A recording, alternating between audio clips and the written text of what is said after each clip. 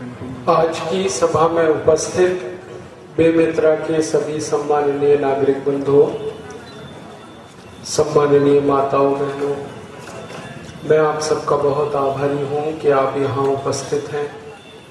मुझे आपसे संवाद करने का समय मिल रहा है। मैं सबसे पहले हमारी भारत स्वाभिमान और पतंजलि योग समिति की जो बेमेतरा शाखा है, इकाई है, उसका आभार व्यक्त करता हूँ कि उन्होंने ये व्यवस्था बनाई और मुझे आपके साथ बात करने का मौका मिला।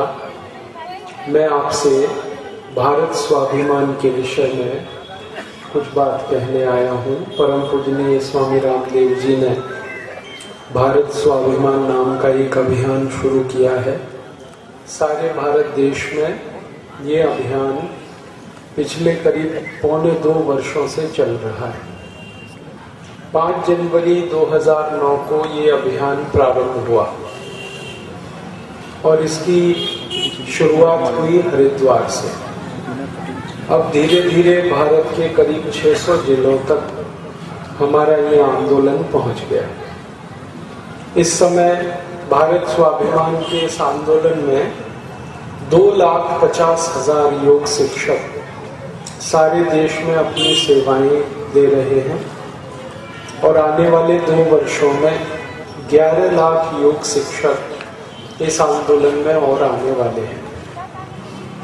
अगले 2 वर्षों बाद हमारे पास 13,50,000 योग शिक्षक हो जाएंगे और उसके बाद हम इस अभियान को भारत के गांव-गांव तक पहुंचाएंगे। आपके मन में प्रश्न आएगा कि इस आंदोलन को गांव-गांव पहुंचाने का उद्देश्य क्या है?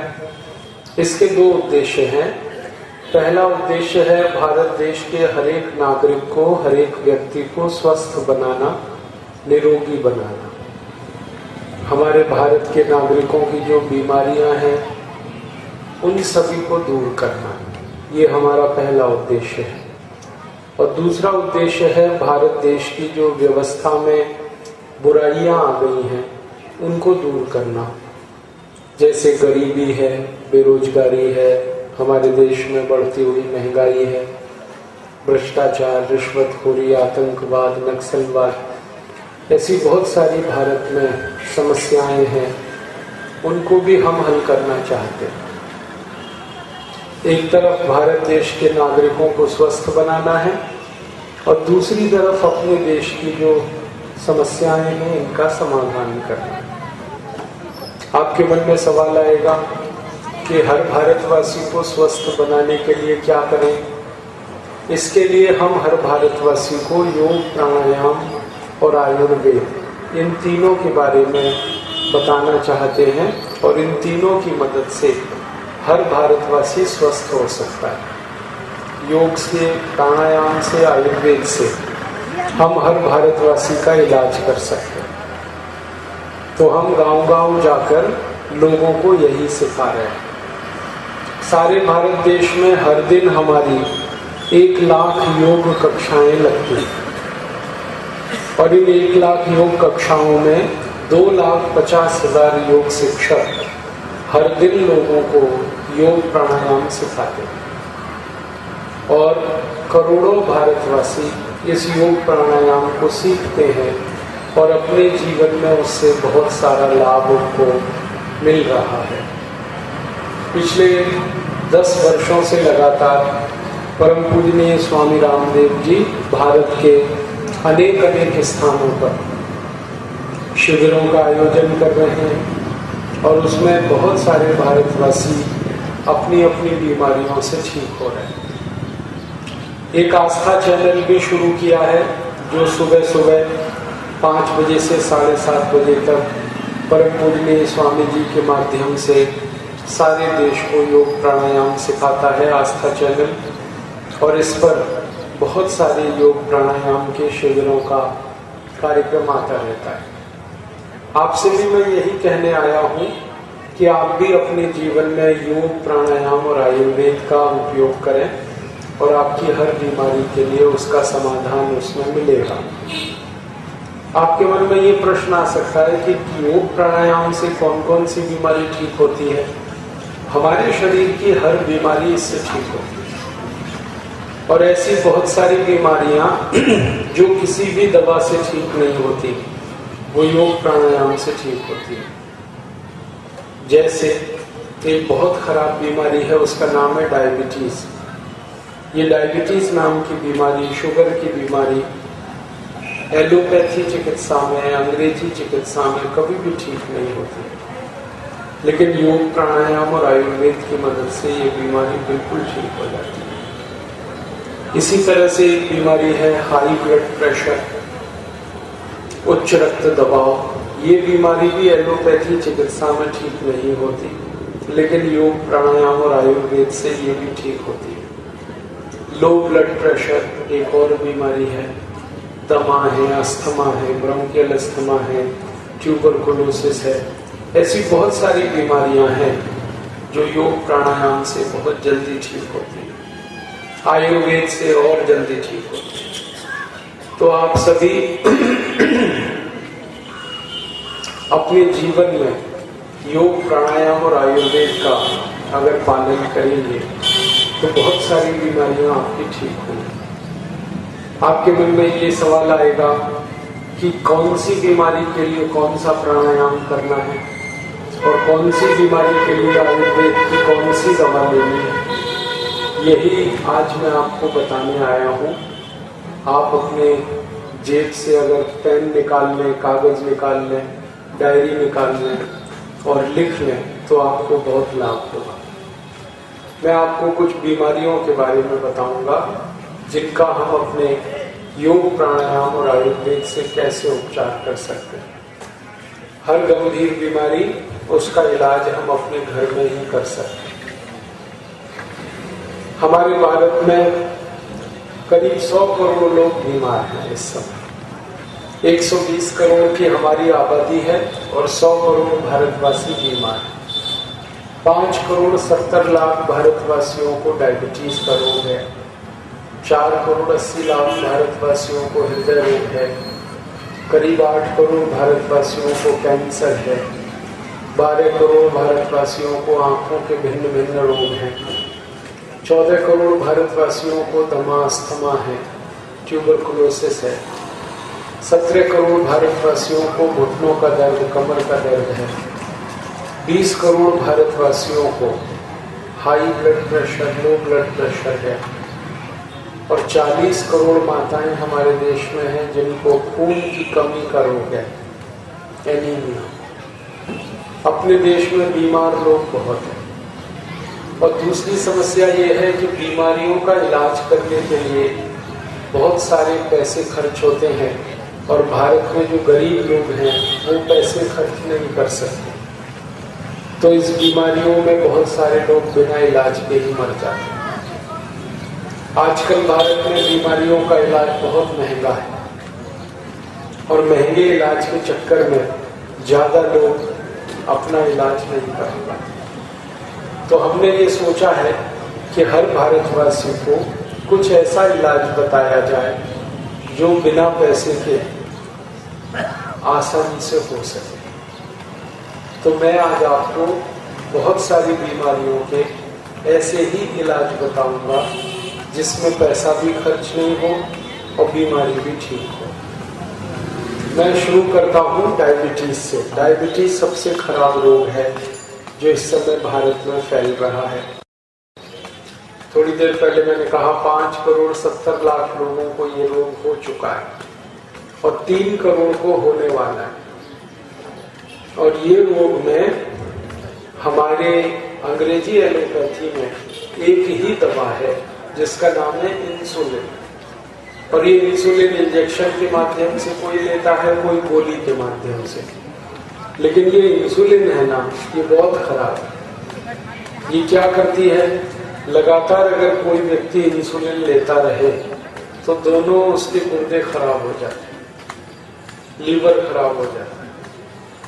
अगर कोई व्यक्ति लगातार इंसुलिन ले तो उसको ब्रेन हेमरेज हो सकता है, पैरालिसिस हो सकता है, ब्रेन स्ट्रोक आ सकता है। लगातार इंसुलिन कोई लेगा तो उसकी आंखों की रोशनी चली जाती है, अंधापन आ जाता है, नपुंसकता आ जाती है, इम्पोटेंसी। तो इंसुलिन ये अच्छी नहीं है, आप इसे मत लेना कभी।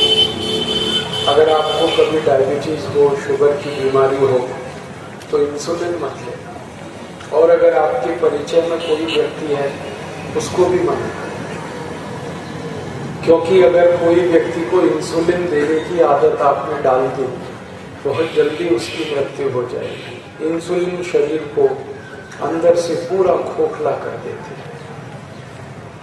तब फिर आप बोलोगे फिर क्या करें? तो डायबिटीज का अपना भारत में जो आयुर्वेद में इलाज है और प्राणायाम से जो चिकित्सा है, उसका उपयोग करें। प्राणायाम में क्या करें? जिनको डायबिटीज है, शुगर की बीमारी है, उनको 3 प्राणायाम कराएं। पहला प्राणायाम है, उसका नाम है भस्त्रिका। भस्त्रिका में क्या होता है? आराम से ऐसे बैठना, सुखासन में आलती पालती मार के, और आपकी पहली उंगली अंगूठे के साथ ऐसे स्पर्श करें। इसको ध्यान मुद्रा कहते हैं। और ऐसे बैठकर गहरी सांस लेना और गहरी सांस छोड़ना, लंबी सांस लेना और लंबी सांस छोड़ना, इसी को कहते हैं भस्त्रिका प्राणायाम। और ये 5 मिनट करना। मैं एक बार करके बताता हूं, आप देख लेंगे तो समझ में आ जाएगा।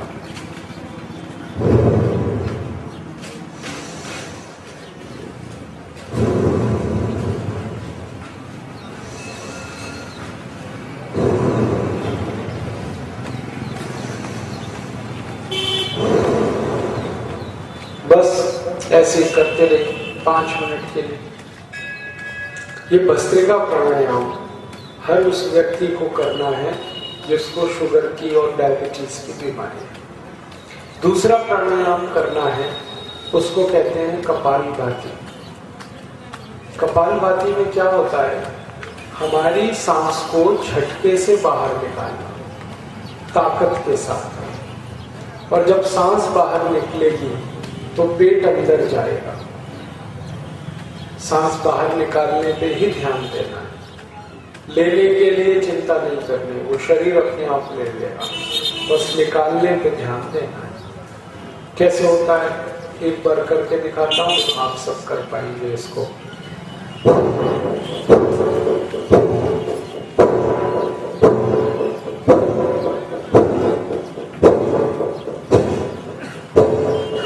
ये है कपालभाति। इसको लगातार आधा घंटे तक करना है। 5 मिनट करना है भस्त्रिका, आधा घंटे कपालभाति। और तीसरा और आखिरी प्राणायाम जो करना है वो है अनुलोम विलोम। अनुलोम विलोम में क्या होता है? आपकी जो दाहिनी नाक है, इसको बंद कर देंगे और बाईं नाक से पूरी सांस को निकालेंगे। फिर बाईं नाक से सांस भरेंगे, दाहिनी नाक से उसे निकालेंगे। फिर दाहिने नाक से सांस भरेंगे, बाईं नाक से निकालेंगे। फिर बाईं से भरेंगे, दाहिने से निकालेंगे। बस यही करना। एक बार मैं करके बताता हूँ, आपको समझ में आ जाएगा।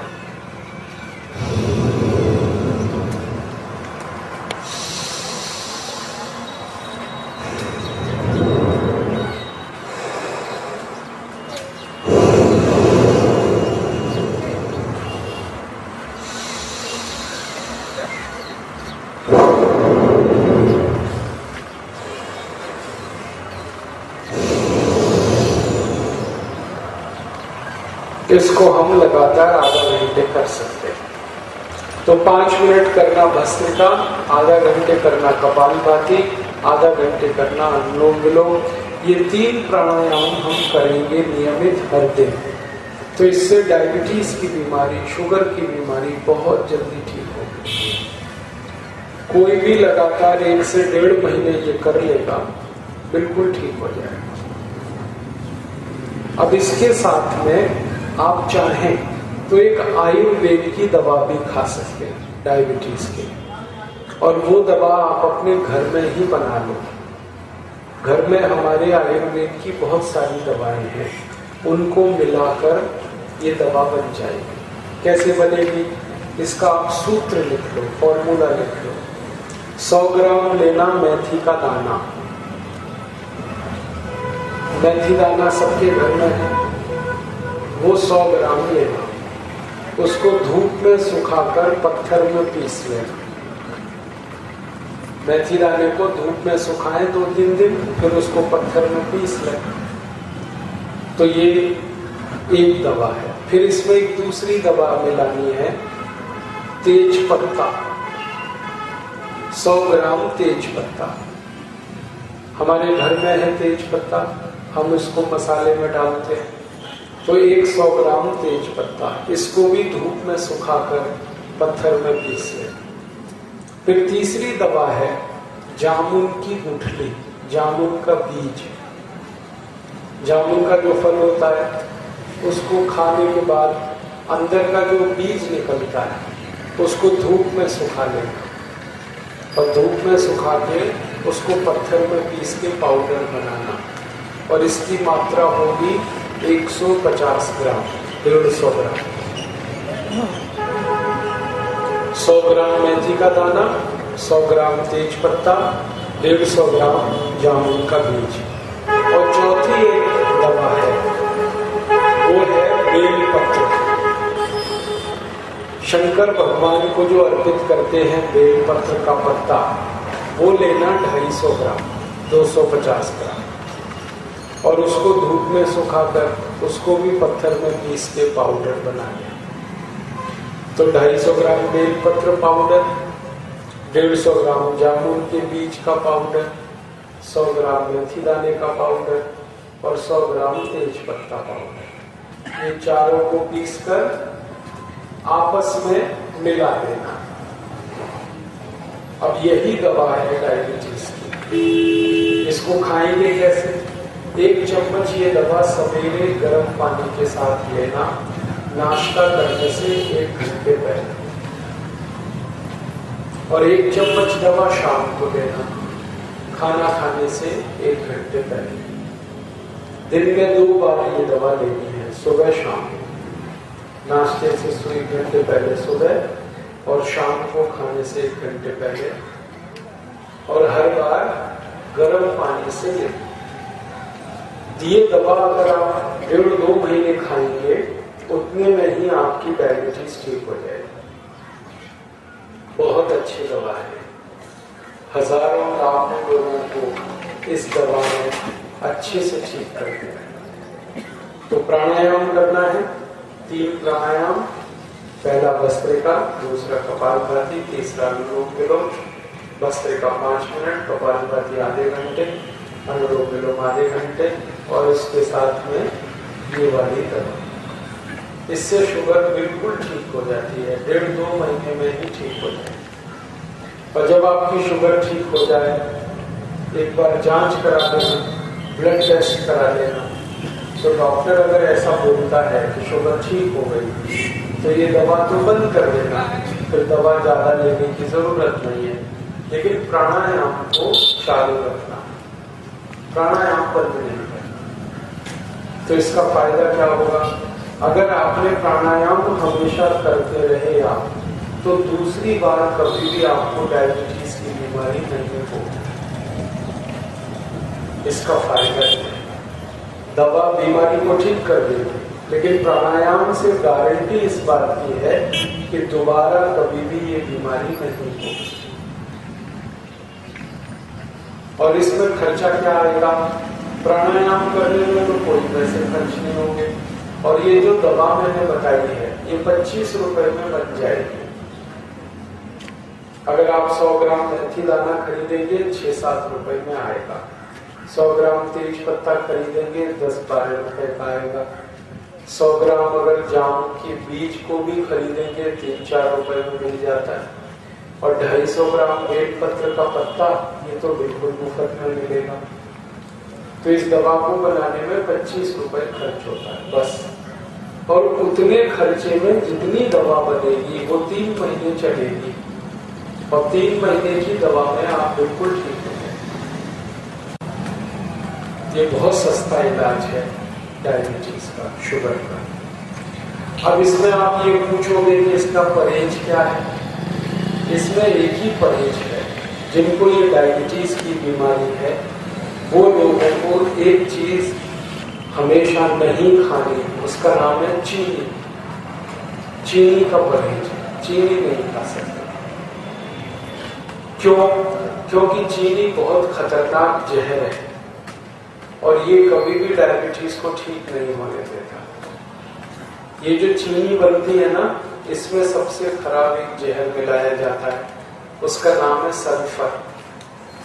सल्फर को हिंदी में कहते हैं गंधक, और ये गंधक वही है जिससे दिवाली के पटाखे बनते हैं। हमारे घरों में दिवाली के समय जो पटाखे चलाते हैं, फुलझड़ी चलाते हैं, अनार चलाते हैं या बम चलाते हैं, वो सभी गंधक से बनते हैं और वही गंधक से चीनी बनती है। तो जब हम चीनी खाते हैं तो ये गंधक हमारे शरीर में चला जाता है चीनी के साथ। और ये गंधक है ना, ये ऐसा खराब केमिकल है कि शरीर में चला तो जाता है, ये बाहर नहीं निकलता शरीर से। हमारे शरीर की ऐसी व्यवस्था है कि अगर कोई गलत चीज हमने खा लिया या पी लिया तो वो शरीर से बाहर निकल जाएगी, या तो पेशाब के रास्ते निकलेगी या मल द्वार से निकल जाएगी, टट्टी के साथ निकल जाएगी, या कभी कभी पसीने के साथ गंदगी निकल जाती है। कई बार हमारे मुंह से बलगम निकलता है खांसी के समय, तो उससे भी गंदगी निकल जाती है। लेकिन ये जो सल्फर है ये कभी भी बाहर नहीं निकलता। ये चीनी खाते खाते अंदर जाता ही रहता है, जाता ही रहता है और फिर खून में जमा हो जाता है। और खून में जब सल्फर की मात्रा बढ़ जाती है तो खून में गाढ़ापन आ जाता है, जिसको हम कहते हैं कोलेस्ट्रॉल बढ़ गया। और ये जो कोलेस्ट्रॉल बढ़ गया अगर खून में, तो इसके कारण 103 बीमारियां आती हैं। 103। जब कोलेस्ट्रॉल बढ़ जाता है खून में तो हाई ब्लड प्रेशर आता है। जब कोलेस्ट्रॉल बढ़ जाता है खून में तो शुगर हो जाती है, डायबिटीज हो जाती है। जब कोलेस्ट्रॉल बहुत बढ़ जाता है तो ब्रेन हेमरेज हो जाता है, पैरालिसिस हो जाता है, ब्रेन स्ट्रोक आ जाता है, हार्ट अटैक आता है, कार्डियक अरेस्ट होता है, घुटनों का दर्द हो जाता है, गठिया, संधिवात। हमारे चिकित्सा विज्ञान में सबसे बड़ा शैतान अगर किसी को बताया है तो वो कोलेस्ट्रॉल है। और ये कोलेस्ट्रॉल बढ़ता है जब हम चीनी खाते हैं। ये सबसे ज्यादा चीनी से बढ़ता है। तो आप चीनी ना खाएं, नहीं तो आपकी डायबिटीज कभी भी ठीक नहीं होगी। तो चीनी का परहेज करें, यही आपको एक काम करना है। दवा खानी है जो मैंने बता दिया, प्राणायाम करना है और चीनी नहीं खानी। न चाय में चीनी खाएं, न दूध में, न दही में, न मट्ठे के साथ, न मिठाई में, कोई चीज में चीनी ना खाएं। फिर आप बोलोगे तो क्या खाएं चीनी की जगह? चीनी की जगह आप गुड़ खा सकते हैं। ये जो गुड़ है ना वो चीनी से अच्छा है, क्वालिटी में बहुत अच्छा है और कीमत में चीनी से सस्ता है, तो आप गुड़ खा सकते हैं। गुड़ में सल्फर नहीं होता। गुड़ में कुछ ऐसे रसायन होते हैं जो शरीर को बहुत फायदा करते हैं। जैसे गुड़ में कैल्शियम बहुत होता है और कैल्शियम से शरीर की हड्डियां बनती हैं। गुड़ में फास्फोरस होता है, फास्फोरस से हड्डियां मजबूत होती हैं। गुड़ में मैग्नीशियम होता है, पोटेशियम होता है, इससे दिमाग काम करता है। गुड़ में सोडियम बहुत होता है। गुड़ में ऐसे सभी सूक्ष्म पोषक तत्व हैं जो शरीर को काम आते हैं। तो आप चीनी छोड़ दें, गुड़ खाएं। और मेरा तो सभी भाइयों से कहना है, बहनों से भी, कि जिनको शुगर की बीमारी है वो तो चीनी ना खाएं और जिनको बीमारी नहीं है वो भी ना खाएं। तो ये बीमारी होगी ही ना। शुगर की बीमारी, डायबिटीज की बीमारी अगर है तब तो आप चीनी नहीं खाएं। लेकिन अगर आप स्वस्थ हैं तो भी मेरा कहना है चीनी ना खाएं। स्वस्थ व्यक्ति चीनी की जगह गुड़ खाएं, क्योंकि मैं आपसे कह रहा हूं कि ये चीनी अगर आप खाते रहेंगे तो एक न एक दिन ये बीमारी आ ही जाएगी। दुनिया में जिसने भी चीनी खाई है, हम सारी दुनिया के उदाहरण देख सकते हैं, वो इन बीमारियों के शिकार जरूर हो जाए। तो आप ना खाएं चीनी तो अच्छा है। मैं आपको और एक रहस्य की बात बताऊं कि ये चीनी भारत में तब से लोगों ने खाई जब से अंग्रेज आए। अंग्रेजों के पहले कोई चीनी नहीं खाता था इस देश में। अंग्रेजों ने सबसे पहले चीनी मिल लगाई इस देश में सन 1868 में, और तब से भारत में चीनी बनना शुरू हुई और हमने खा लिया इसको। अब समस्या तभी से है। आर्डर में हूँ रामदेव बाबा है, उसको आर्डर नहीं। भारत में चीनी का मैंने बहुत अध्ययन किया तो पता चला कि जब तक हम चीनी नहीं खाते थे तब तक इस देश में किसी को डायबिटीज की बीमारी। अबे तो कैसे करूँ, आर्डर निपटा रहा हूँ, कैमरा पकड़ा हूँ। जब तक हमने चीनी नहीं खाई किसी को हाई ब्लड प्रेशर बाद में करूँगा नहीं। जब तक चीनी हमने नहीं खाई हमारे देश में किसी को कैंसर नहीं हुआ। जब से चीनी आई इस देश में तभी से बीमारियां, इसलिए इसे ना खाना ही अच्छा। आपको मैं और एक बात कहना चाहता हूँ। अमेरिका देश में, कनाडा में, फ्रांस में, ब्रिटेन में, इन सभी देशों में अब लोगों ने चीनी खाना बंद कर दिया। वहां के लोग अब जो भी चीज खाते हैं ना वो शुगर फ्री होती है। शुगर फ्री माने जिसमें चीनी ना डाली गई हो, ऐसी चीज। अमेरिका में केक बनते हैं शुगर फ्री, अमेरिका में मिठाइयाँ बनती हैं शुगर फ्री, यूरोप के देशों में बहुत सारी चीज़ें हैं शुगर फ्री। वहाँ के लोग अब नहीं खा रहे। कारण जानते हैं? क्योंकि चीनी खा खा के वहाँ के लोग बहुत मोटे हो गए। दुनिया में सबसे ज़्यादा मोटापे की बीमारी अमेरिका में, हर तीसरा आदमी वहाँ बहुत मोटा है। तो उस मोटापे को दूर करने के लिए अब अमेरिका के डॉक्टर्स लोगों ने एक अभियान चलाया है, शुगर फ्री कैंपेन। माने कोई भी चीज खाओ जिसमें चीनी नहीं होनी चाहिए। तो अमेरिका, यूरोप के लोग चीनी बंद कर रहे हैं। आप वो चीनी क्यों खा रहे होते? आप भी बंद करो, अच्छी तो है। उसकी जगह गुड़ खाओ, गुड़, क्योंकि आपको गुड़ खाने में बहुत फायदा है। एक तो सस्ता है गुड़, दूसरा शरीर को बहुत काम आता है, और चीनी शरीर के लिए बहुत नुकसान करती है। आप पूछेंगे चीनी का नुकसान, सबसे बड़ा नुकसान है वो सल्फर, जो मैंने बताया खून को गंदा करता है। दूसरा, चीनी हजम नहीं होती। आप खा लोगे लेकिन ये पचेगी नहीं कभी। तो आप बोलोगे क्या होता है कि चीनी हजम नहीं होती, इसलिए ये कोलेस्ट्रॉल में बदल जाती है। हम जो कुछ भी खाते हैं शरीर में, जब वो हजम हो जाता है तो खून बन जाता है, लेकिन जो चीज हजम नहीं होती वो कोलेस्ट्रॉल में बदल जाती है। तो चीनी खाएं तो कोलेस्ट्रॉल बढ़ता है, और गुड़ खाएं तो खून बढ़ता है। खून से शरीर चलता है, और कोलेस्ट्रॉल शरीर का दुश्मन है। ये शरीर को चलने नहीं देता, मार डालता है। इसलिए आप सबसे मैं कहूँगा कि आप गुड़ खाना शुरू करें, चीनी बंद करें। और आप एक नियम बना लें अपने जीवन कि जब भी खाना खाएं तो खाने के बाद थोड़ा सा गुड़ जरूर खाएं। आप बोलेंगे क्यों? आयुर्वेद में कहा गया है कि भोजन के बाद थोड़ा सा गुड़ खाएं तो भोजन बहुत जल्दी हजम हो जाता है, बहुत जल्दी भोजन पच जाता है। आप खाना खाते हैं, कितना भी खाना खाएं, उसको हजम होने में सामान्य रूप से 6 घंटे लगते हैं। खाना खा लेते हैं हम, 6 घंटे में हजम होता है, पचता है। लेकिन अगर खाने के पीछे थोड़ा सा गुड़ खा लें तो वो 4 घंटे में ही हजम हो जाता है। इसलिए आयुर्वेद में कहा गया है कि खाने के बाद गुड़ जरूर खाना चाहिए। तो आप खाया करो।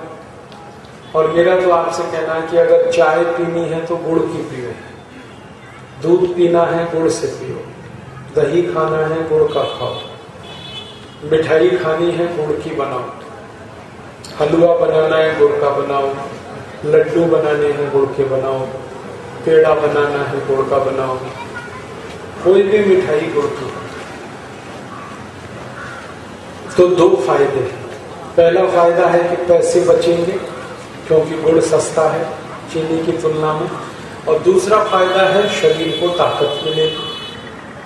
और तीसरा सबसे बड़ा फायदा है कि सारे भारतवासी अगर गुड़ खाएंगे तो आप जो गुड़ खरीदोगे वो सारा पैसा भारत के गरीब किसानों के पास जाएगा, क्योंकि गन्ना पैदा करते हैं किसान और गुड़ बनाते हैं किसान। अगर आप गुड़ खा रहे हो तो आपका पैसा सीधे किसानों को मिलेगा। और अगर चीनी खा रहे हो तो चीनी का पैसा जो है वो भारत के सारे भ्रष्ट नेताओं के घर में जाता है। आप जानते हैं सारी चीनी मिल हमारे देश में जो चल रही है वो सब बेईमान और भ्रष्ट नेताओं की। भारत में सबसे ज्यादा चीनी मिल है महाराष्ट्र में, और सारी महाराष्ट्र की चीनी मिल एक एक से हरामखोर और बेईमान नेता के। कर्नाटक की सब चीनी मिल बेईमान नेताओं की, तमिलनाडु, आंध्र प्रदेश, उत्तर प्रदेश, ये सारे देश की सभी चीनी मिल सब भ्रष्ट और बेईमान नेताओं की। अब हम चीनी खाते हैं तो हमारा पैसा भ्रष्ट और बेईमान नेताओं के घर जाता है, और वो नेता उससे और ज्यादा भ्रष्टाचार करते हैं, क्योंकि जिनको पैसे ज्यादा मिलेंगे वो और ज्यादा बेईमानी करेंगे। तो अगर भारत से बेईमानी, भ्रष्टाचार और रिश्वतखोरी खत्म करनी है तो मेरा निवेदन है चीनी बंद करो, तो ये बेईमान और भ्रष्ट नेताओं के पास पैसे नहीं पहुंचेंगे और उनकी बेईमानी और उनका भ्रष्टाचार बंद होगा। और गुड़ खाओगे तो पैसा सीधे गरीब किसान के पास पहुंचे। मैंने अभी थोड़े दिन पहले हिसाब निकाला कि भारत के लोग एक साल में जितनी चीनी खाते हैं, कुल मिलाकर एक साल में हम जितनी चीनी खाते हैं उतने ही रुपए का गुड़ खाएं। चीनी छोड़ दें, गुड़ खाएं, तो गुड़ जितने रुपए का हम खाने लगे चीनी के मूल्य के बराबर, तो हमारे भारत के 15 करोड़ किसानों को हमेशा के लिए हम करोड़पति बना सकते हैं। क्योंकि भारत में गुड़ पैदा करने के काम में 15 करोड़ किसान हैं जो लगे हैं। गन्ना पैदा करते हैं और गुड़ बनाते हैं, ये दोनों काम किसान करते हैं। तो हम गुड़ खाएं सारे भारतवासी और चीनी बंद करें, तो जितने रुपए की चीनी खाते हैं उतने का ही गुड़ खा लें, तो 15 करोड़ किसान हमेशा के लिए करोड़पति हो सकते हैं, बहुत अमीर हो सकते हैं। और आज भारत के किसानों को मदद करने की हमें ज़रूरत है, क्योंकि वो बहुत गरीब है और आत्महत्या कर रहे हैं। तो इसलिए आप गुड़ खाइए तो किसानों का भी भला होगा, आपके भी शरीर का भला होगा। और गुड़ से हर चीज़ बन जाती है, चाय भी बन जाती है, दूध तो खैर हम पी ही सकते हैं, दही, मट्ठा सब गुड़ के साथ खा सकते हैं। तो आप याद रखें, चीनी बंद करें, गुड़ खाएं। जिनको डायबिटीज है वो तो चीनी तुरंत बंद कर दें आज से ही, और जिनको नहीं है डायबिटीज तो भविष्य में ये बीमारी ना आए इसके लिए आप गुड़ खाते। आगे चलें और एक बीमारी के बारे में बात करता हूँ। हमारे शरीर में एक खराब बीमारी है, उसका नाम है हाई ब्लड प्रेशर, रक्त का ऊंचा दबाव। ये बहुत खतरनाक बीमारी है, किसी की भी जान ले सकती है। इस बीमारी के कारण अक्सर लोगों को हार्ट अटैक आ जाता है, कार्डियक अरेस्ट हो जाता है, ब्रेन हेमरेज हो जाता है, पैरालिसिस हो जाता है। इसलिए इस बीमारी को ठीक होना बहुत जरूरी है। आप बोलेंगे कि इसको ठीक कैसे करें? इसके लिए 3 तो प्राणायाम करना। पहला प्राणायाम भस्त्रिका, दूसरा प्राणायाम कपालभाति, तीसरा प्राणायाम अनुलोम विलोम। भस्त्रिका करना 5 मिनट, कपालभाति आधा घंटे, अनुलोम विलोम आधा घंटे। तो 3 तो प्राणायाम करना हाई बीपी में। और इसकी जो दवा है आयुर्वेद की, वो अपने घर में ही है, उसका उपयोग करना। उस दवा का नाम है दालचीनी।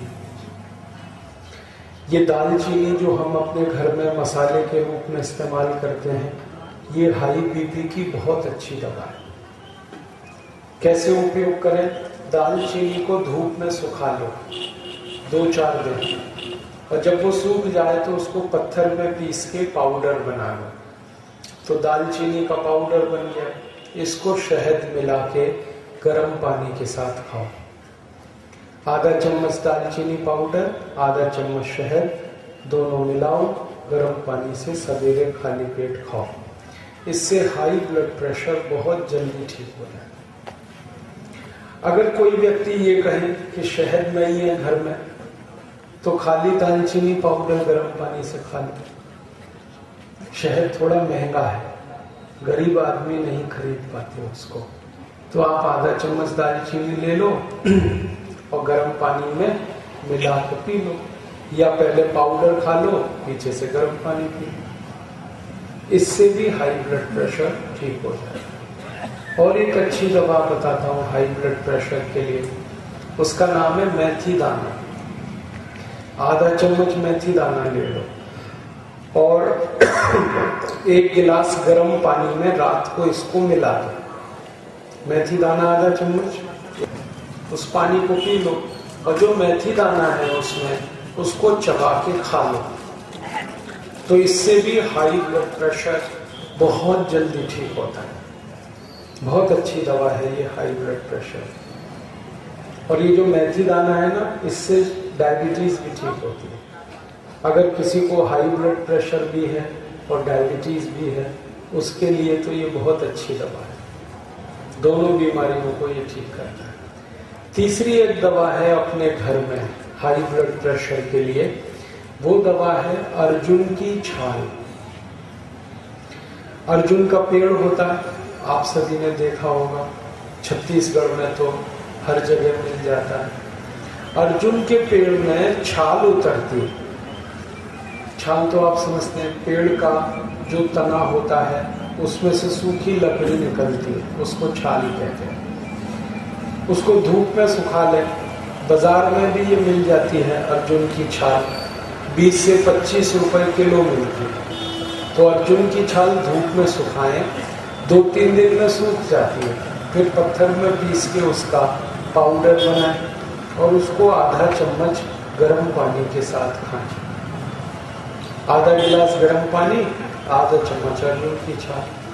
बहुत अच्छा होता है कि पानी में इसको डाल दें अर्जुन की छाल को, और उसे गर्म कर लें, उबाल लें। जैसे चाय बनाते हैं वैसे अर्जुन की छाल की काढ़ा या चाय बनाकर उसे पिए, तो उससे हाई ब्लड प्रेशर बिल्कुल ठीक हो जाए। और ये जो अर्जुन की छाल है ना, ये हृदय के बीमारियों को भी ठीक करती है। जैसे हमारे हृदय में कई बार ऐसी बीमारी आ जाए जिससे ब्लॉकेज बढ़ता हो, डॉक्टर कहता है ऑपरेशन कराओ, ब्लॉकेज हो गया है। अब ऑपरेशन आपकी जरूरत नहीं, आप अर्जुन की छाल का पाउडर आधा चम्मच गर्म पानी के साथ खाते रहो, 3-4 महीने में हृदय का ब्लॉकेज भी निकल जाए। बहुत अच्छी दवा है ये अर्जुन की छाल। और एक अच्छी दवा है अपने घर में हाई ब्लड प्रेशर के लिए, वो दवा है लौकी का रस पियो। लौकी है, हम जो खाते हैं सब्जी के रूप में, उसका रस निकालो और 1 कप लौकी का रस रोज सवेरे खाली पेट पीना, नाश्ता करने से 1 घंटे पहले। जब लौकी का रस निकाले ना, तो उसमें एक सावधानी रखनी है कि उसका जो छिलका है वो ना निकाले, छिलका नहीं हटा। इसकी सारी ताकत उसके छिलके में है। और अगर हमने छिलका हटा दिया तो लौकी बेकार है। इसलिए लौकी का रस निकालें, छिलका हटाएं नहीं। अब रस निकाल लिया, उसको पीना 1 कप सवेरे खाली पेट, नाश्ते से 1 घंटे। अगर आप लौकी के रस में थोड़ा धनिया पत्ता, पुदीना पत्ता, तुलसी पत्ता ये मिलाएं तो और अच्छा होगा। 5-6 पत्ता धनिया, 5-6 पत्ता पुदीना, 5-6 पत्ता तुलसी और 3-4 गोल मिर्च, माने काली मिर्च, ये सब पीस लें। धनिया, पुदीना, तुलसी, काली मिर्च पीस के और उसमें डाल दें, किसमें? लौकी के रस में, और उसको पिए। तब ये जो लौकी का रस है ये आपके हृदय की बीमारियों को भी पूरा ठीक कर देगा। सबसे अच्छी दवा है हृदय की बीमारियों की। अगर आपको डॉक्टर कभी ऐसा बोले कि आपका दिल बहुत कमजोर है तो उनकी सबसे अच्छी दवा है ये लौकी का रस, कमजोर दिल वाला।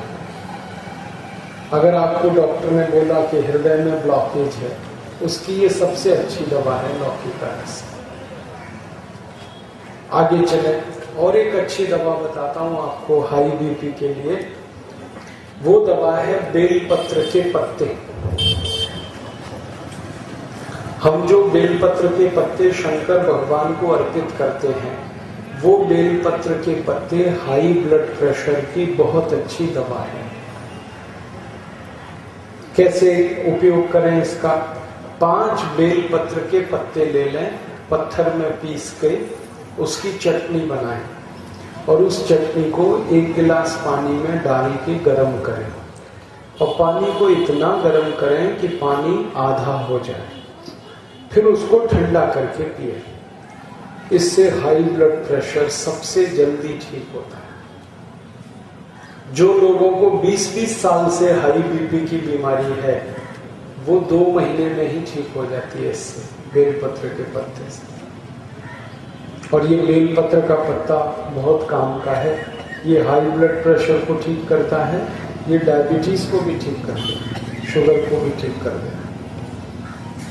और ये हाई ब्लड प्रेशर और डायबिटीज को ठीक करता है।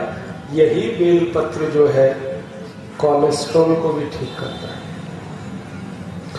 और ये जो बेलपत्र है ना, ये मोटापे की बीमारी को ठीक करने की सबसे अच्छी दवा है। अगर किसी को ऐसा लगता है कि वजन ज्यादा हो गया, मोटापा बढ़ भी कम करता है, बीपी भी ठीक कर देता है, शुगर भी ठीक कर देता है, ट्राइग्लिसराइड ठीक हो जाते हैं, कोई दवा है, पेट को भी ठीक करता है। ये जो बेलपत्र है, एक तो तरीका मैंने बताया कि इसको पत्थर में पीस के पानी में गर्म करके पीना, और अगर आप चाहें तो सीधे चबा के भी खा सकते हैं। अगर दांत अच्छे हैं ना तो 5 पत्ते बेलपत्र के मुंह में चबाओ, चबा के पीछे से गर्म पानी पी लो, रोज सुबह खाली पेट, बहुत बढ़िया काम आता है।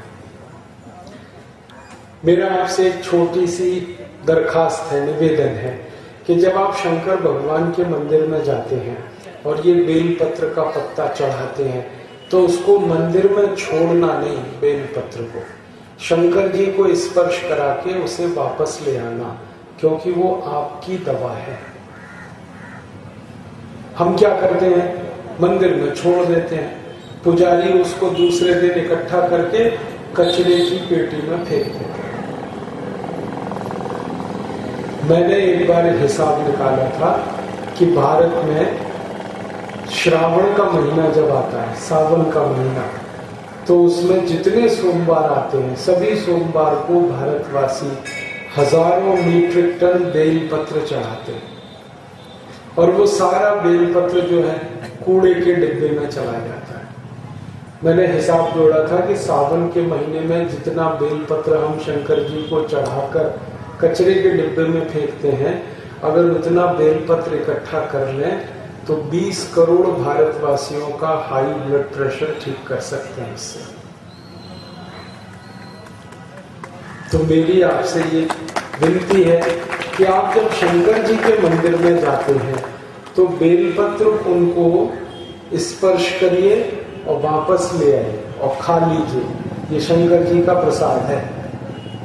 आप मंदिर में छोड़ते हैं, ये शंकर जी के तो काम का है नहीं, क्योंकि ना शंकर जी को हाई बीपी है ना लो बीपी है, और ना उनको कोई डायबिटीज है, ना उनको शुगर की बीमारी है, ना शंकर जी का पेट निकला हुआ है, ना उनका कोई मोटापा है। तो उनके किस काम का? उन्होंने तो आपके लिए दिया है। ये शंकर जी का प्रसाद है, इसको जो है ना बेकार मत करो, बहुत काम की चीज है। ठीक है, आगे चले। और एक बढ़िया दवा बताता हूं आपको हाई बीपी के लिए। कोई भी पिएगा उसका हाई बीपी ठीक हो जाए। और ये जो गोमूत्र है ना, ये कई बीमारी ठीक करता है। हाई बीपी तो ठीक होता ही है, गोमूत्र पीने से डायबिटीज भी ठीक होती है, शुगर की बीमारी ठीक होती है। गोमूत्र पियोगे तो ये घुटने का दर्द ठीक होता है, गठिया, संधिवात। गोमूत्र पियो तो कमर का दर्द ठीक होता है, कंधे का दर्द ठीक होता है। गोमूत्र पियो तो चक्कर आना बंद हो जाते हैं, सिर का दर्द ठीक होता है। गोमूत्र पियो तो दमा, अस्थमा ठीक होता है, छाती का रोग। गोमूत्र पियो तो ट्यूबरकुलोसिस ठीक होता है। एक अकेला गोमूत्र पीने से 48 बीमारियां ठीक हो जाती हैं। इसलिए गोमूत्र बहुत अच्छी दवा है, इसको आप जरूर पीना। आप इसको जब पिएंगे ना तो 2 सावधानी रखना है इसमें। पहली सावधानी ये रखनी है कि गाय मूत्र जब पीने को लेंगे तो वो गाय देशी होनी चाहिए जिसका मूत्र पिए। हमारे भारत में 2 तरह की गाय है, एक देशी और एक विदेशी। विदेशी गाय माने जर्सी गाय, होलिस्टियन, फ्रीजियन, उसका मूत्र नहीं है। जो देशी गाय है उसी का लें। अब आप ये कहोगे पहचान कैसे करें, देशी गाय कौन सी, विदेशी कौन सी? तो जो देशी गाय होती है ना, उसकी पीठ पर ऐसे कंधा निकला रहता है। जिस गाय की पीठ पर ऐसे कंधा निकला हुआ है वो देशी गाय, और जिस गाय की पीठ ऐसे सपाट है वो विदेशी गाय। तो विदेशी गाय का मूत्र नहीं लेना। और दूसरी सावधानी ये रखनी है कि जब गाय का मूत्र लेंगे तो वो गाय गर्भवती नहीं होनी चाहिए। अगर गाय गर्भावस्था में है तो उसका मूत्र नहीं पीना, वो नुकसान करता है। तो इसका मतलब क्या हुआ? कुमारी गाय का मूत्र पियो, जो गाय मां नहीं बनी उसका मूत्र पियो। बछड़ी, बाछी कहते हैं, बछड़ी कहते हैं, उस गाय का मूत्र पी सकते हैं। और ताजा पीना, सवेरे खाली पेट आधा कप, ज्यादा नहीं। कितने दिन पी सकते हैं? 2-3 महीने। 2-3 महीने गोमूत्र पीने से हर बीमारी ठीक होती है। हर एक बीमारी, 48 बीमारी हैं, बहुत जल्दी ठीक हो जाती। तो आप इसका ध्यान रखिए। और ये गोमूत्र की कई दवाएं हैं जो मैं बताना चाहता हूँ कि जैसे आंख की कोई बीमारी है, आंख से दिखाई कम देता है, मोतियाबिंद हो गया, काला पानी हो गया, रेटिनल डिटैचमेंट हो गया, आंख में जो है ना रात को नहीं दिखता, जिसको नाइट ब्लाइंडनेस कहते हैं, किसी को दिन में नहीं दिखता, जिसको डे ब्लाइंडनेस कहते हैं, किसी को नजदीक का नहीं दिखता, किसी को दूर का नहीं दिखता। ये आंखों की सब बीमारी गोमूत्र से ठीक हो जाती। क्या करना? आंख में ताजा ताजा गोमूत्र 1-1 बूंद डालना। वो एक ड्रॉपर आता है ना, ड्रॉपर जिससे हम दवा लेते हैं, वो ड्रॉपर में गोमूत्र भर के आंख में डालना 1-1 बूंद। आंख का हर एक रोग इससे ठीक हो जाता है। मैंने तो हजारों लोगों को ये गोमूत्र आंख में डलवाया और उनके चश्मे उतरवा दिए। इससे चश्मा उतर जाता है। कोई भी आंख में गोमूत्र डाले 4-6 महीने चश्मा आराम से उतर जाए। तो आप इस गोमूत्र को आंख में भी डाल सकते हैं। और यही गोमूत्र अगर कान में डालें, कान में, तो कान के रोग ठीक कर देता है। जैसे किसी व्यक्ति को सुनाई नहीं, को कान में से मवाद निकलता है, गंदगी निकलती है, मैल निकलता है, या कान में फोड़े फुंसी हो गए, तो आप एक एक बूंद गाय का मूत्र कान में डाल दो, सब कान की बीमारी ठीक हो जाए। अगर आपको कान में बहुत तेज दर्द हो रहा है तो आप इतना ही करना कि गाय का मूत्र एक बूंद कान में डालना, दर्द आपका 1 मिनट में ही ठीक हो जाए। 1 ही मिनट में कान का दर्द ठीक हो जाता है।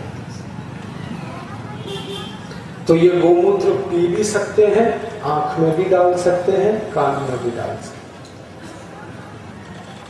कुछ और दवा बताता हूं आपको। एक बीमारी है लो ब्लड प्रेशर। खून का दबाव जब कम हो जाता है, इसकी एलोपैथी में कोई दवा नहीं है लो ब्लड प्रेशर की, लेकिन अपने घर में इसकी बहुत दवाएं हैं आयुर्वेद की। लो ब्लड प्रेशर की सबसे अच्छी दवा है गुड़। गुड़ खाओ। और गुड़ कैसे खाएं? पानी में घोल के 1 गिलास पानी, 20-25 ग्राम गुड़ पानी में घोल दो, फिर उसमें नमक डालो, नमक, और फिर इसमें नींबू का रस निचोड़ो और इसको पियो। इससे लो बीपी सबसे जल्दी ठीक होता है। और एक दूसरी बीमारी है लो बीपी के लिए, अंगूर का रस पियो नमक डाल के। 1 कप अंगूर का रस और नमक डाल के पियो, इससे लो बीपी ठीक होता है। अनार का रस, ये भी लो बीपी को ठीक करता है। 1 कप अनार का रस पियो नमक डाल के, इससे भी लो बीपी ठीक होता है। संतरे का रस पियो, मौसमी का रस पियो नमक डाल के, इससे भी लो बीपी ठीक होता है। खजूर खाओ, खजूर, इससे बहुत जल्दी लो बीपी ठीक होता है। एक और अच्छी दवा है लो बीपी की, मिश्री खाओ मक्खन में मिला के। मक्खन मिश्री दोनों मिला के खाओ, इससे बहुत जल्दी लो बीपी ठीक होता है। लो बीपी की और एक अच्छी दवा है, दूध में घी मिला के पियो। 1 गिलास दूध और 1 चम्मच घी, इससे लो बीपी बहुत जल्दी ठीक होता है। और लो बीपी की सबसे सस्ती दवा है, अगर कोई व्यक्ति बहुत गरीब है और वो नहीं दवा खरीद सकता, तो उसको बोलना कि खाली नमक को पानी में मिला के ही पीता रहे, इससे भी लो बीपी ठीक होता है। 1 गिलास पानी और 2 चुटकी नमक, दिन में 2-3 बार पिए, सुबह दोपहर शाम, लो बीपी बहुत जल्दी ठीक होता है। नमक का ही पानी पिए। आगे चलें, कुछ और बीमारियों की बात करें। हमारे शरीर में छाती की बीमारी है, जैसे दमा, अस्थमा, ब्रोंकियल अस्थमा, ट्यूबरकुलोसिस। इसके लिए एक दवा तो मैंने बताई, गोमूत्र पियो आधा कप, इससे ठीक होगा। और दूसरी दवा है दालचीनी और शहद, ये मिला के गर्म पानी के साथ खाओ। आधा चम्मच दालचीनी, आधा चम्मच शहद, रोज गर्म पानी से। और कुछ दवा बताता हूँ पेट की। हमारा पेट खराब हो जाए, दस्त हो जाए, डायरिया हो जाए, डिसेंट्री हो जाए, तो क्या दवा है? सबसे अच्छी दवा है जीरा। चबा चबा के जीरा खाओ। पेट खराब हुआ, दस्त हो गए, बार बार टॉयलेट जाना पड़ रहा है, आधा चम्मच जीरा ले लो, मुंह में डाल के चबा चबा के खाओ और पीछे से पी लो गर्म पानी। ये तुरंत दस्त बंद कर दे। और ये एक बार ही खाना, बार बार नहीं, उतने में ही ठीक हो जाता है। और एक अच्छी दवा है हमारे घर में, वो क्या है? ये जो कच्चा दूध होता है बिना गर्म किया हुआ, आधा कप कच्चा दूध ले लो, उसमें नींबू निचोड़ के जल्दी से पियो। क्योंकि दूध में नींबू डालने ना तो दूध फटेगा, फटने से पहले पीना इसको, अंदर जाके फटना चाहिए पेट में। तो नींबू डालते ही तुरंत पी लो। ये सबसे जल्दी ठीक करता है दस्त। इतनी खराब स्थिति है अगर किसी की कि हर 5 मिनट में वो टॉयलेट जा रहा है, तो आप उसको कच्चे दूध में नींबू निचोड़ के पिला दो, 10 मिनट में ही ठीक हो जाएगा। बहुत अच्छी दवा है। अब इसका कुछ उल्टी बात करें, पेट साफ नहीं होता अगर किसी का, कब्जियत रहती है पेट में, खुल के पाखाना नहीं होता, टट्टी खुल के नहीं आती, तो ऐसे व्यक्तियों के लिए सबसे अच्छी दवा है अजवाइन खाओ। ये जो अजवाइन है ना, आधा चम्मच अजवाइन गुड़ मिला के, 1 चम्मच गुड़ आधा चम्मच अजवाइन दोनों मिला के चबा के खाओ, पीछे से पानी पी लो, गर्म पानी। और ये हमेशा रात में खाना, सोते समय, तो सवेरे उठते ही पेट साफ होता है। और एक अच्छी दवा है पेट साफ करने के लिए, त्रिफला चूर्ण खाओ। त्रिफला चूर्ण तो आप जानते हैं, हर बहेड़ा आंवले से बनता है त्रिफला। 1 चम्मच त्रिफला चूर्ण गर्म पानी से कोई भी खाएगा तो पेट तुरंत साफ होता है। रात को खाना चाहिए, सुबह पेट साफ हो। और एक अच्छी दवा है पेट साफ करने के लिए, अनार का रस पियो 1 कप रोज, पेट साफ होगा। अंगूर का रस पियो, उससे पेट साफ होगा। मुनक्का चबा चबा के खाओ। मुनक्का या किशमिश रात को पानी में डाल दो, सवेरे उसको चबा के खाओ, पीछे से वही पानी पियो, पेट बहुत साफ होता है। और एक बढ़िया दवा बताता हूँ, बिल्कुल फोकट की। जब आप खाना खाते हो ना, तो खाने को खूब चबाया करो, तो पेट हमेशा साफ रहेगा। जो लोग खाने को धीरे धीरे चबा चबा कर खाते हैं, उनको कभी भी पेट की बीमारी नहीं आती। आप पूछोगे कितना चबाना चाहिए? रोटी का 1 टुकड़ा मुंह में रखो और 32 बार चबाओ।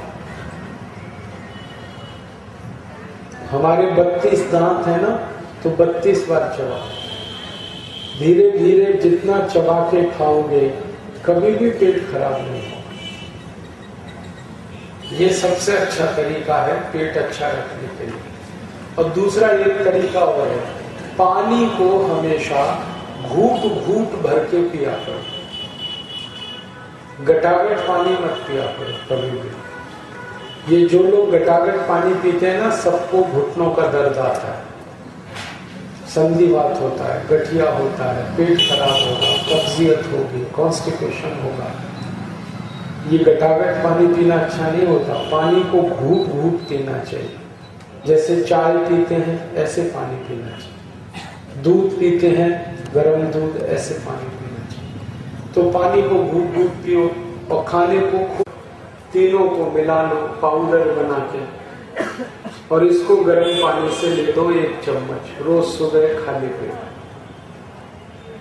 तो गठिया का दर्द ठीक कर देगा। 2-3 महीने में ही ठीक हो जाएगा। गठिया के दर्द की और एक अच्छी दवा है, अपने घर में या घर के आसपास कहीं मिल जाएगी। एक पेड़ होता है, उसको हम कहते हैं हार सिंगार, और कुछ लोग उसको कहते हैं परिजात। ये जो परिजात और हार सिंगार का पेड़ है, इसमें छोटे छोटे सफेद फूल आते हैं, सब जमीन पे पड़े मिलते हैं। ये है हार सिंगार का पेड़। इसके 5 पत्ते तोड़ो, पत्थर में पीस के उसकी चटनी बनाओ, और 1 गिलास पानी में इतना गर्म करो कि पानी आधा हो जाए,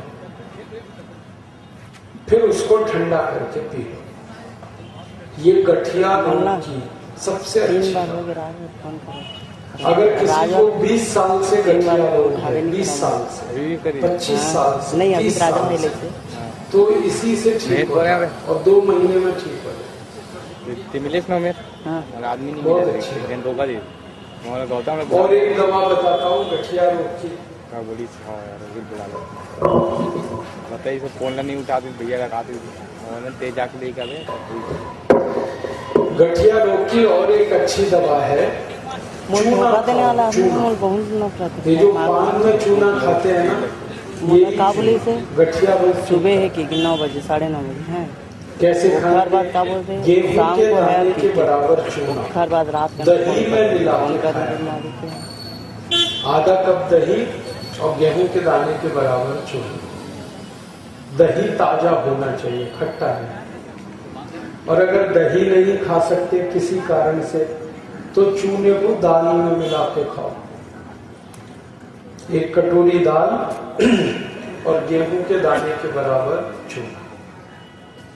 और ये चूना खाने का तरीका है, पानी में मिला के पी लो। 1 गिलास पानी और गेहूं के दाने के बराबर चूना।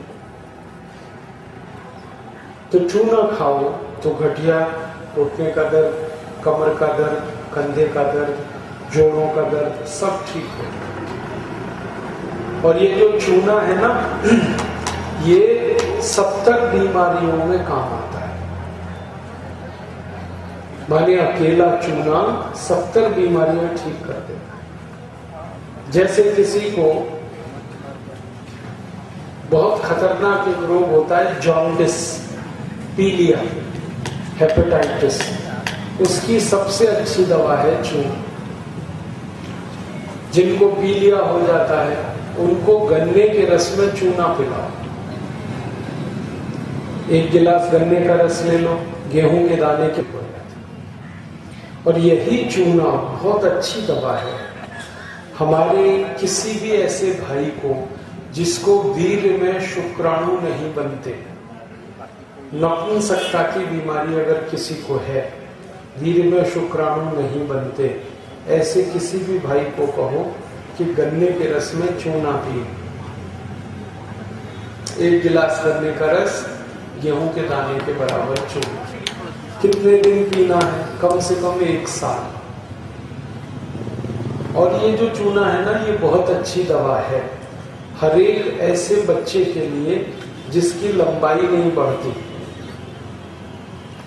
अगर हमारे घर में ऐसे बच्चे हैं जो छोटे हैं, लंबाई नहीं बढ़ रही है, उनकी बहुत अच्छी दवा है ये चूना।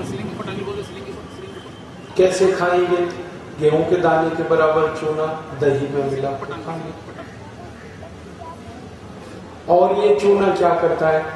ऐसे कुछ बच्चे अगर आपके घर में हैं जो मतिमंद हैं, मानसिक रूप से कमजोर हैं, गेहूं के दाने के बराबर चूना दही में मिला के खिलाओ। 2-3 साल खिलाओ, बुद्धि बहुत अच्छी होती है, स्मरण शक्ति बहुत बढ़ती है। अगर आपको मुंह में ठंडा गर्म पानी की शिकायत है, कभी पानी बहुत ठंडा लगता है, कभी गर्म लगता है, तो इसकी सबसे अच्छी दवा चूना। चूना पानी में घोल के पियो, दही में मिला के खाओ, मुंह में ठंडा गर्म पानी नहीं लगेगा। और ये चूना बहुत अच्छी दवा है हर ऐसे व्यक्ति के लिए जिसके नाखून खराब है।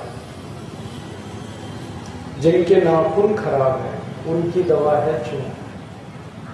और ये चूना बहुत अच्छी दवा है ऐसे सब नौजवानों के लिए जिनके मुहासे निकलते हैं, चेहरे में मुहासे निकलते हैं, कील निकलती है, उसकी सबसे अच्छी दवा है।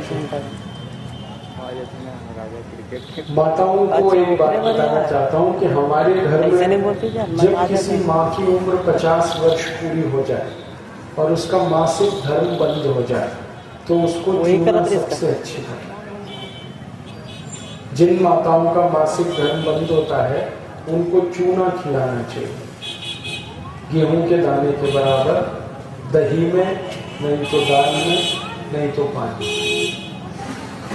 और ये चूना जो है ना हर उस माँ को देना चाहिए जिसको गर्भावस्था में बच्चा होने वाला है। जो माँ गर्भवती है वो सभी को चूना खिलाएगी, क्योंकि गर्भवती माँ को सबसे ज्यादा जरूरत होती है कैल्शियम की, और चूने में सबसे ज्यादा कैल्शियम। और गर्भवती माँ को चूना खिलाना चाहिए अनार के रस में। 1 कप अनार का रस और गेहूं के दाने के बराबर चूना रोज दीजिए, लगातार 9 महीने तक दीजिए। तो 4 फायदे होंगे। पहला फायदा होगा कि बच्चे के जन्म के समय मां को कोई तकलीफ नहीं होगी। दूसरा फायदा ये होगा कि जिस बच्चे का जन्म होगा वो बहुत स्वस्थ होगा, तंदुरुस्त होगा। और तीसरा फायदा ये होगा कि जो बच्चा पैदा होगा वो बहुत इंटेलिजेंट और बहुत होशियार है। जिस बच्चे की मां ने चूना खाया है वो सब इंटेलिजेंट होते हैं, बहुत ब्रिलियंट। बस चला कोई। और चौथा सबसे बड़ा फायदा है कि बच्चा को जल्दी गंभीर बीमारियों में नहीं फंसेगा, बीमारी नहीं आएगी जल्दी, जीवन भर स्वस्थ रहेगा, तंदुरुस्त रहेगा। तो हमारी सब माताओं को ये बात मालूम हो तो अच्छा है। आप सबको ये पता है कि जब भी किसी माँ को गर्भावस्था है, 1 कप अनार का रस अभी और गेहूं के दाने के बराबर चूना लगातार 9 महीने तक खाना। ये जो चूना है ना, ये कई और बीमारी ठीक करता है। जैसे आपको चमड़ी का रोग है, खाज, खुजली, दाग, सोराइसिस, एक बहुत खराब रोग होता है जिसको सफेद दाग कहते हैं। और अगर किसी को आंखों की रोशनी कम हो रही है तो उसको कहो चूना खाए, बहुत रोशनी अच्छी रहती है आंखों। ये जो चूना है ना, मैंने आपसे कई बार कहा 70 बीमारियों में काम आता है, बहुत अच्छी बात। मेरा एक सुझाव है आप सब लोगों को कि आप अपने घर में जो पीने का पानी होता है ना, पीने का पानी, उसमें रोज चूना मिला दो। जो भी पानी पिएगा सबको चूना मिलेगा। 10 लीटर के पानी की टंकी है या घड़ा है, उसमें गेहूं के 10 दाने के बराबर चूना मिला दो। क्या होगा? जो भी पानी पिएगा सबको मिलेगा कैल्शियम। 20 लीटर का पानी का अगर टंकी है तो गेहूं के 20 दाने के बराबर चूना मिला दो। ये चूने से क्या होता है? शरीर की हड्डी मजबूत रहती है, खून ज्यादा बनता है, मांस और खून का संतुलन बना रहता है। चूना खाने से रोशनी आंखों में अच्छी रहती है। आप जानते हैं वो ब्राइट वाटर कुछ नहीं है, चूने का पानी है। अक्सर बच्चे रोते हैं ना तो ब्राइट वाटर दे देते हैं, चुप हो जाते हैं। तो चूने का पानी है ब्राइट वाटर। बस इतना ही है कि ग्राइट वाटर के नाम पर महंगा बिकता है और चूने से पानी बना लो तो बिल्कुल सस्ता है। सबको चूना खाना चाहिए, बस एक ही व्यक्ति चूना नहीं खाए। सावधानी है इसमें एक ही के लिए, जिनको पेट में पथरी है वो चूना नहीं खा सकते। पथरी की बीमारी है तो चूना ना खाए। और पथरी 2 जगह होती है पेट में, एक तो होती है पित्त की थैली में, ग्वाल ब्लैडर में, और दूसरी होती है मूत्रपिंड में, या कभी कभी हो जाती है किडनी में, गुर्दों में। तो पथरी की बीमारी में चूना नहीं खा सकते। फिर आप बोलेंगे पथरी की बीमारी कैसे ठीक करेंगे? पथरी की बीमारी घर में ठीक करनी है तो इसका सबसे अच्छा इलाज है सेब का रस पियो। सेब है ना, सेब, एप्पल, इसका रस पियो। और सेब का छिलका मत उतारो, छिलका रखते हुए उसका रस निकालो और 1 कप रस रोज सुबह खाली पेट पियो।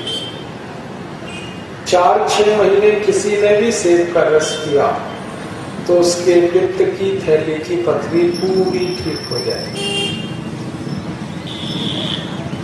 और अगर गुर्दे में पथरी है, गॉल ब्लैडर में, किडनी में, तो उसकी दवा है गोमूत्र की।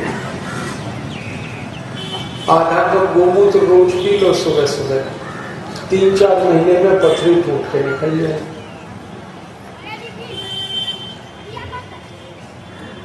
और कुछ दवाएं बताता हूँ, जैसे सिर की कुछ बीमारियां, माथा दर्द है, सिर में चक्कर आता है, सिर में दर्द होता है, तो इसकी सबसे अच्छी दवा है गाय का घी।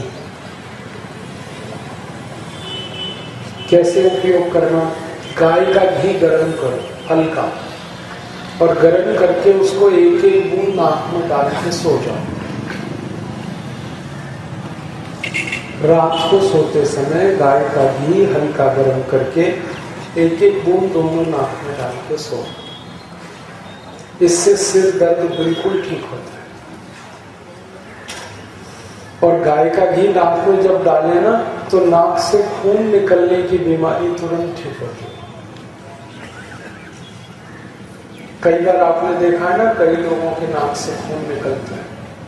उस बीमारी की सबसे अच्छी दवा गाय का। और एक बीमारी में काम आता है गाय का घी। ऐसे लोग जिनको बार बार सर्दी और जुकाम होता है, उनको कहो गाय का घी नाक में डाल के सो। सर्दी जुकाम बहुत जल्दी ठीक होता है। और ऐसे भी कई लोग हैं जिनको नाक में हड्डी बढ़ जाती है, मांस बढ़ जाता है, उसकी दवा गाय का घी हल्का गर्म करके एक एक बूंद नाक में डाल के सो।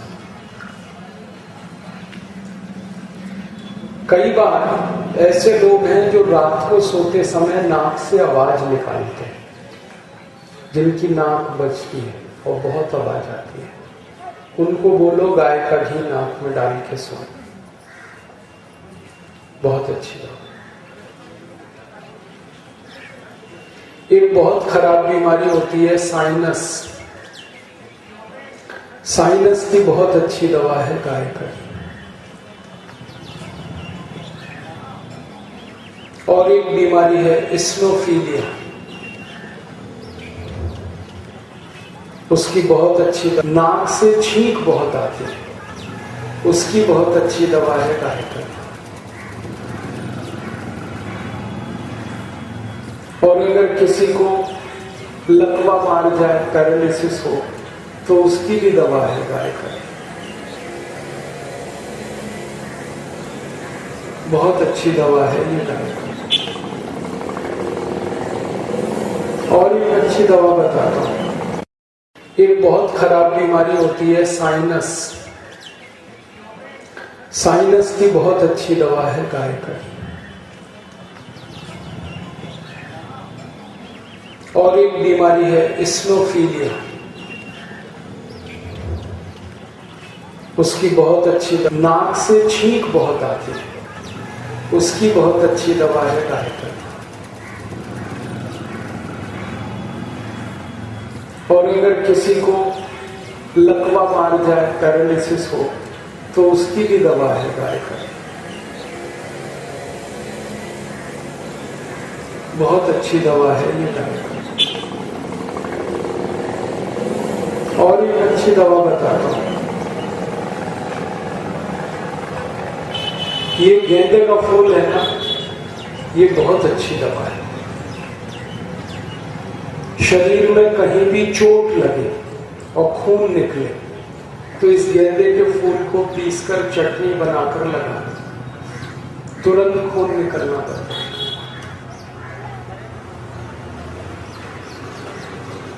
और अगर शरीर में कहीं घाव हो गया है चोट का, तो इस गेंदे के फूल को पीसो गोमूत्र में और चटनी लगा दो, घाव भर जाता है।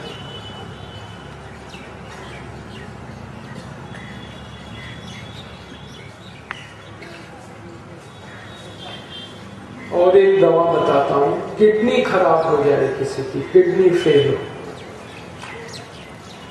तो क्या करें? 2 चम्मच नीम के पत्ते का रस सुबह पीना, और 2 चम्मच पीपल के पत्ते का रस शाम को पीना। जब किडनी खराब हो।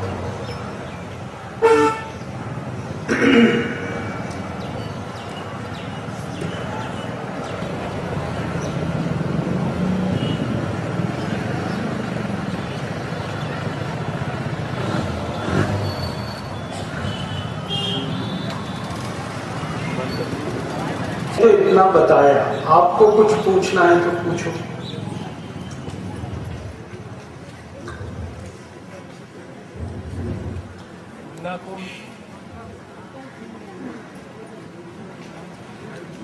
माइक दे दो।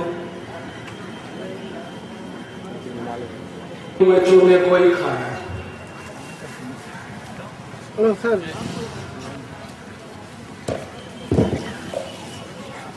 नमस्कार।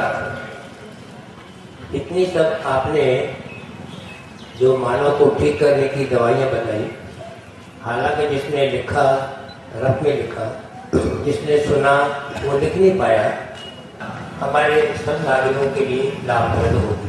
इतने ही की जितने की आज आप बता रहे हैं चर्चा। नमस्कार। और ये पुस्तक पतंजलि चिकित्सालय में मिलती। आप कभी भी जाएंगे पतंजलि चिकित्सालय में और उनसे कहेंगे कि हमको जड़ी बूटी रहस्य पुस्तक दे दो, वो दे देंगे। उसमें ये सब जानकारी है। मैंने बताया उससे भी ज्यादा है।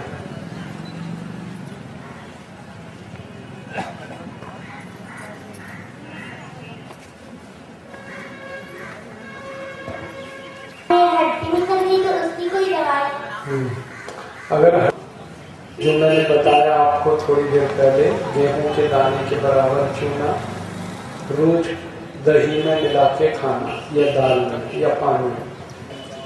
गांठ दो तरह की होती है।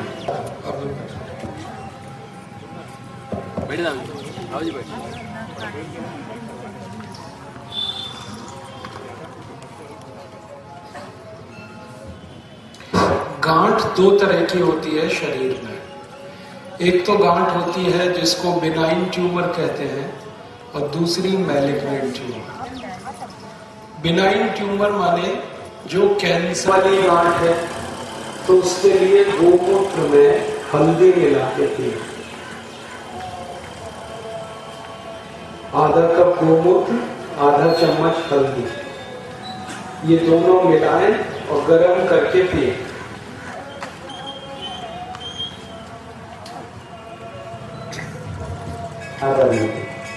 ये मेरे चाचा के दो बच्चे हैं, उनके तो उन दोनों लड़कों के दोनों किडनी खराब है। दोनों जो हैं सभी डायलिसिस पर अल्टरनेट चल रहे हैं। हफ्ते में 1 या 2 बार डायलिसिस लेना पड़ता है उनको। इस तरह की कोई भी आयुर्वेदिक या होम्योपैथी वाली दवा देने की कोशिश करते हैं तो उनका हीमोग्लोबिन कम हो जाने के कारण तीसरे डायलिसिस लेना ही पूरा नहीं लेना पड़ता। नीम पत्ते का रस, पीपल पत्ते का रस 2-2 चम्मच सुबह शाम दीजिए और प्राणायाम करेंगे, अनुलोम विलोम। एक विनम्र अनुरोध श्रोता बंधुओं से, आप हाथ खड़ा कर दें, हम आप तक आएंगे। हरिओम। मेरा ज्वाइंट खराब है डॉक्टर, ऑपरेशन के लिए हो क्या करना चाहिए? आपको जो है ना, मैंने हार श्रृंगार के पत्ते का काढ़ा बताया। 5 पत्ते तोड़कर पत्थर में पीसकर पानी में इतना उबाले कि पानी आधा हो जाए, फिर उसको ठंडा कर भूल जाते हैं।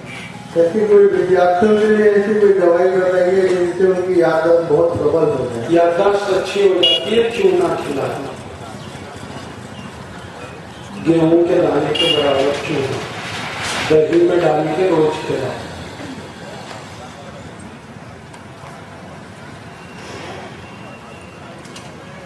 हमारी होती है ना, तो शीशम के पत्ते तोड़ो 5। शीशम तो पहचानते हो, तो 2 पत्ते सीधे चबा के खा लो शीशम रोज सुबह। 6 साल के बच्चे को सर मैं आपसे हूँ कि सर पाइल्स आजकल बहुत महामारी फैल रही है, कृपया इसका भी निदान बता दीजिए। पाइल्स की सबसे अच्छी दवा है मूली का रस। थोड़ी देर बाद पीना रोज।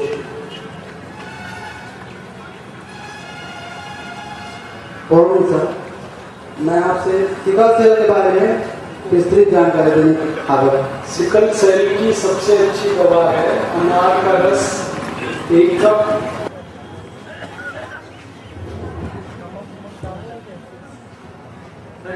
ट्यूमर जो बोल रहे थे, ब्रेन ट्यूमर भी ठीक होगा। ब्रेन ट्यूमर के लिए आप जो है ना, गाय मूत्र में सर्पगंधा मिला के पिलाएं।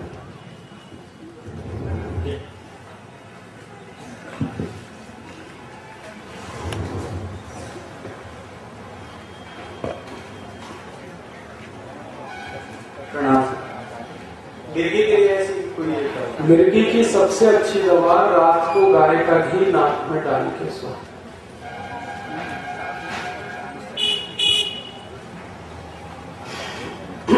और किसी सज्जन को कोई सवाल पूछना हो?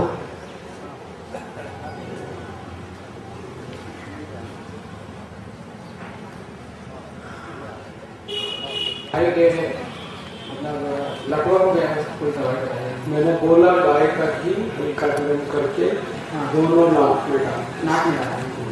सर मेरी पत्नी का बिस्तर में गांठ हो गया है, उनको बोलो चूना खाएं, गांठ कर जाएगी। बतानी योगपीठ में जुड़ करके राष्ट्र सेवा के समर्पित मानी जी, मेरा एक छोटा सा प्रश्न है कि अभी राष्ट्र में सबसे बड़ी संक्रामक बीमारी भ्रष्टाचार है, कृपया उसका उपचार है।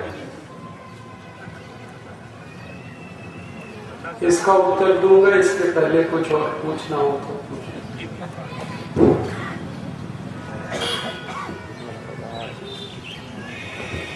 नमस्ते भैया।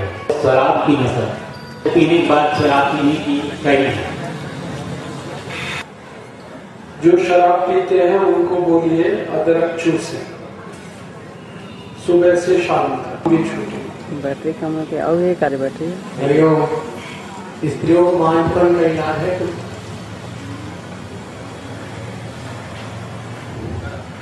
स्त्रियों को मानपन का इलाज तो इसके लिए मुझे उनकी रिपोर्ट्स देखनी पड़ेगी।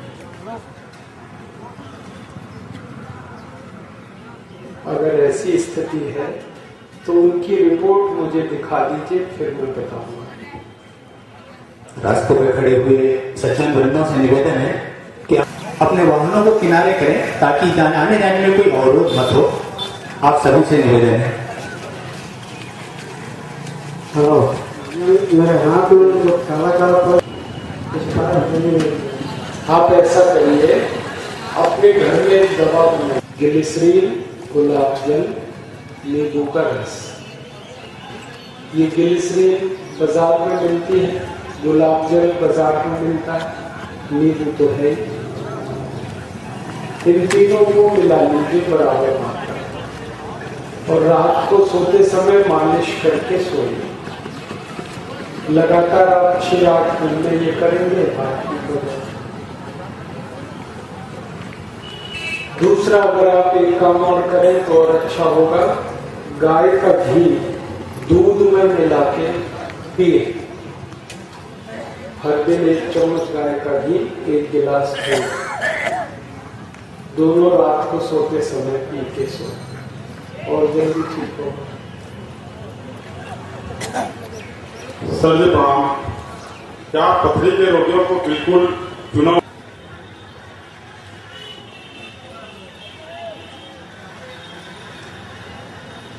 सर जी प्रणाम।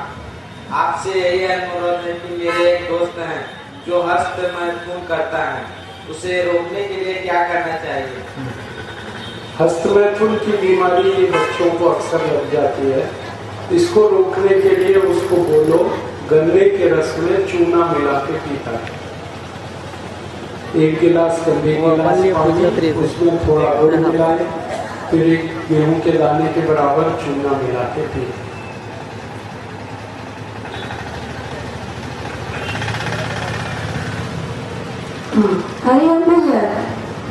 इसकी बीमारी के लिए, गैस्ट्रिक की बीमारी के लिए सबसे अच्छी दवा है अजवाइन। अजवाइन को तवे में भून दें और उसको खाने के बाद चबाते हैं।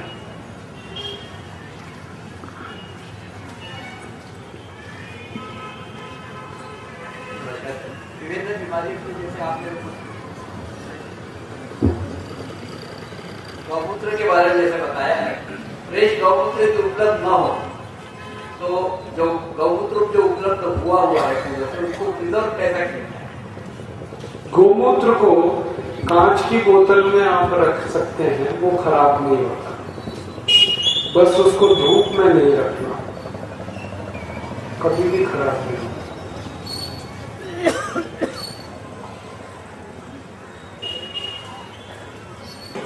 साल भर सर्दी रहता है और सुबह छींक बहुत ज़्यादा आता है, फिर भी उसको डॉक्टरी इलाज दिखाने पर एलर्जी बताया इसके लिए गाय का घी हल्का गर्म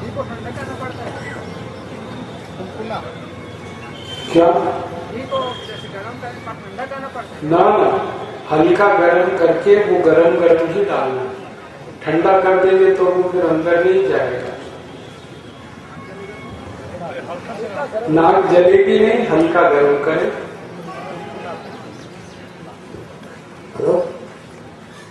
श्वेत प्रदर के लिए कोई बताइए। श्वेत प्रदर के लिए बहुत अच्छी दवा है अशोक के पेड़ का पत्ता। अशोक का पेड़ आपने देखा, सुबह खाली पेट 1-1.5 महीना अगर आप पिलाएंगे तो श्वेत प्रदर ठीक हो। सर हमारे कमर में बहुत दर्द रहता है दिन रात। आप रोज चूना खाइए, थोड़ा सा चूना पान में सर खत्म हो जाए। चूना जो है ना खाली पानी में लगा के खाइए तो बहुत लाभ करेगा। तंबाकू भी उसमें डालना पड़ता है। तंबाकू बिल्कुल नहीं, तंबाकू तो और है, कट्ठा नहीं, तंबाकू नहीं। चूने का पान आप खाएंगे तो कमर का दर्द बिल्कुल बंद हो जाएगा। ठीक है। एक श्रोता बंधु का एक सवाल है, उनका सवाल है कि उनको खांसी के साथ बलगम आती है। इसकी बहुत अच्छी दवा है अपने घर में, अदरक का रस 1 चम्मच, पान का रस 1 चम्मच और शहद 1 चम्मच, ये तीनों मिला के हल्का गर्म करके सवेरे पीना। खांसी भी ठीक होगी, बलगम आना भी बंद होगा। काबुली से आगे काबुली में गौ मूत्र घर में ज्यादा हो, दुकानों में बिकता है, क्या वो फायदेमंद हो? दुकानों में जो बिकता है वो गोमूत्र अर्क है, और वो गोमूत्र अर्क ऐसा होता है गाय का मूत्र गर्म करके उसकी जो वाष्प होती है वो इकट्ठी करते हैं, फिर उसको ठंडा करके बोतल में भर के आपको बेचते हैं। तो ये जो गोमूत्र अर्क है ये गोमूत्र से अच्छा नहीं है, जो सबसे अच्छा है वो गोमूत्र ही है।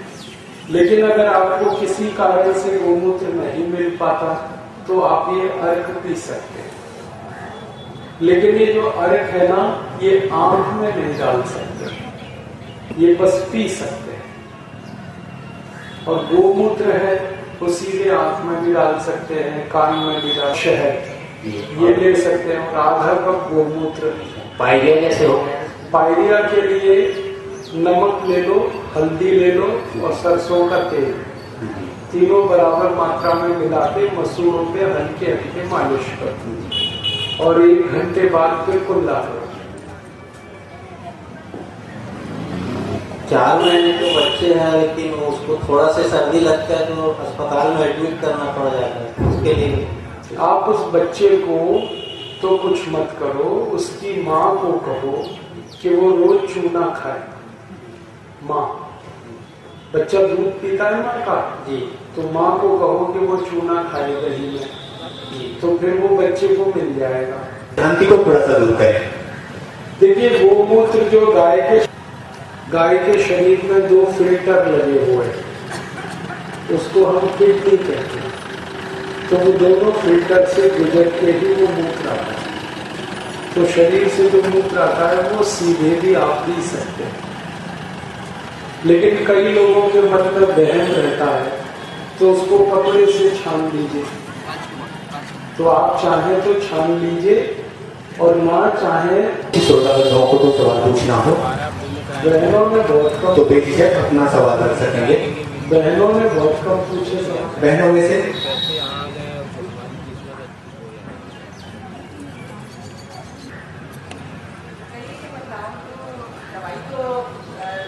दवाइयाँ लेते हैं, किसी पेट साफ नहीं होता, 1 गिलास पानी पी लेते हैं और पीछे से गर्म पानी पी के सो जाएं, सुबह उठते ही पेट साफ हो।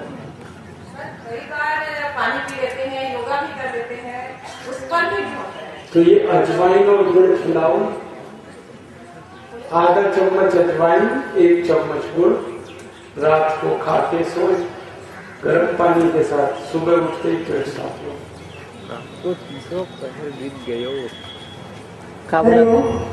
ये जितने लोग बता रहे हैं सर, उनको भी बैटिंग नहीं कर प्राणायाम योग करने से ही सब लोग का निदान होगा। आप सब सुन रहे हैं, सब आते ही शुरू कर देंगे, जो नहीं करने वाले होंगे वो भी कर देंगे। सर बताइए। इन साल योगा के हो गया है, बाकी जो मेरे पेट संबंधी बीमारी है वो ठीक नहीं हो पा रहा है और किया करो कि रोज थोड़ी अजवाइन खाया करो। अजवाइन को तवे में भून के एक शीशी में भर के रखो और भोजन के बाद आधा चम्मच अजवाइन थोड़ा काला नमक मिला के खाया। तो ये आदत आप डाल दोगे तो फिर ज्यादा पानी पीने की जरूरत नहीं पड़ेगी। दवा की बहुत अच्छी दवा है। गाय का मूत्र और लीने का पत्ता गोमूत्र में पीस उसकी चटनी लगा, ये बहुत अच्छी दवा। दूसरी एक दवा है सड़ा हुआ केला।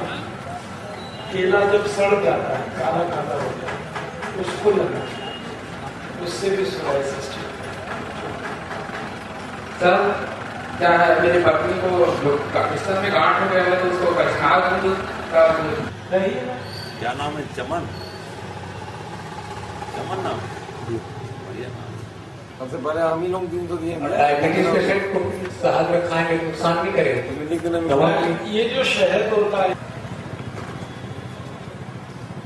बस माताओं ने नहीं पूछा, एक सवाल मैं इंतजार कर रहा था, आप पूछते तो अच्छा मैं खुद ही बता देता। जब माताओं को मासिक धर्म में दर्द बहुत होता है, सभी बहनों को बहुत दर्द होता है मासिक के समय में 2-3 दिन, उसकी सबसे अच्छी दवा है गाय का घी। आधा गिलास खौलता हुआ पानी और उसमें 1 चम्मच गाय का घी मिला। ये माताएं सबको बताएं, क्योंकि बहुत तकलीफ होती है, दर्द इतना होता है कि बहुत सारी माताएं बहनें तड़पती रहती है और वो जल्दी किसी दवा से बंद नहीं होता कर, वो गाय के घी से ही बंद होता है।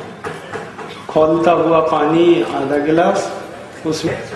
और उनको हमेशा सर्दी और जुकाम हो जाती है, उन्हें क्या करना चाहिए? अगर वो छेद उनको जन्म लेने के बाद हुआ है या जन्म से है, ये मुझे बता दीजिए।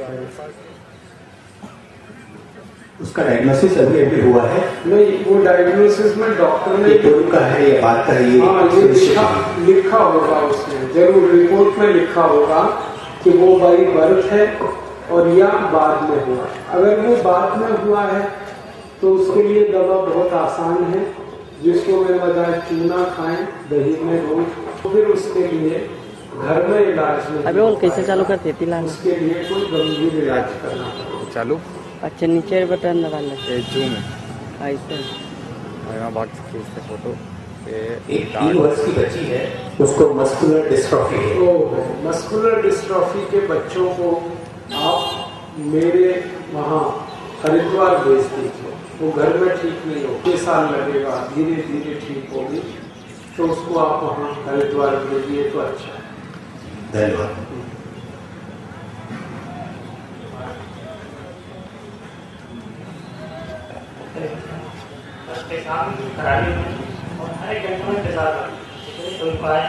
अब भैया अगर हर 1 घंटे में पेशाब लगता है तो खून की जांच करा लो, कहीं शुगर तो नहीं है, क्योंकि जब शुगर बढ़ जाती है ना तो जल्दी जल्दी पेशाब आता है।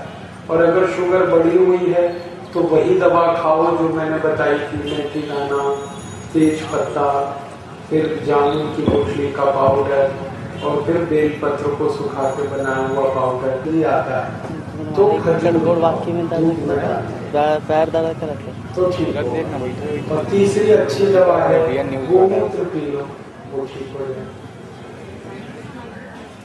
सर प्रणाम, आपको मैंने टीवी के माध्यम से भारतीय कृषि व्यवस्था के बारे में सुना था, जो सोने की चिड़िया क्यों कहा जाता था, उसके बारे में कम से कम 5 मिनट यहाँ पे बोलिए।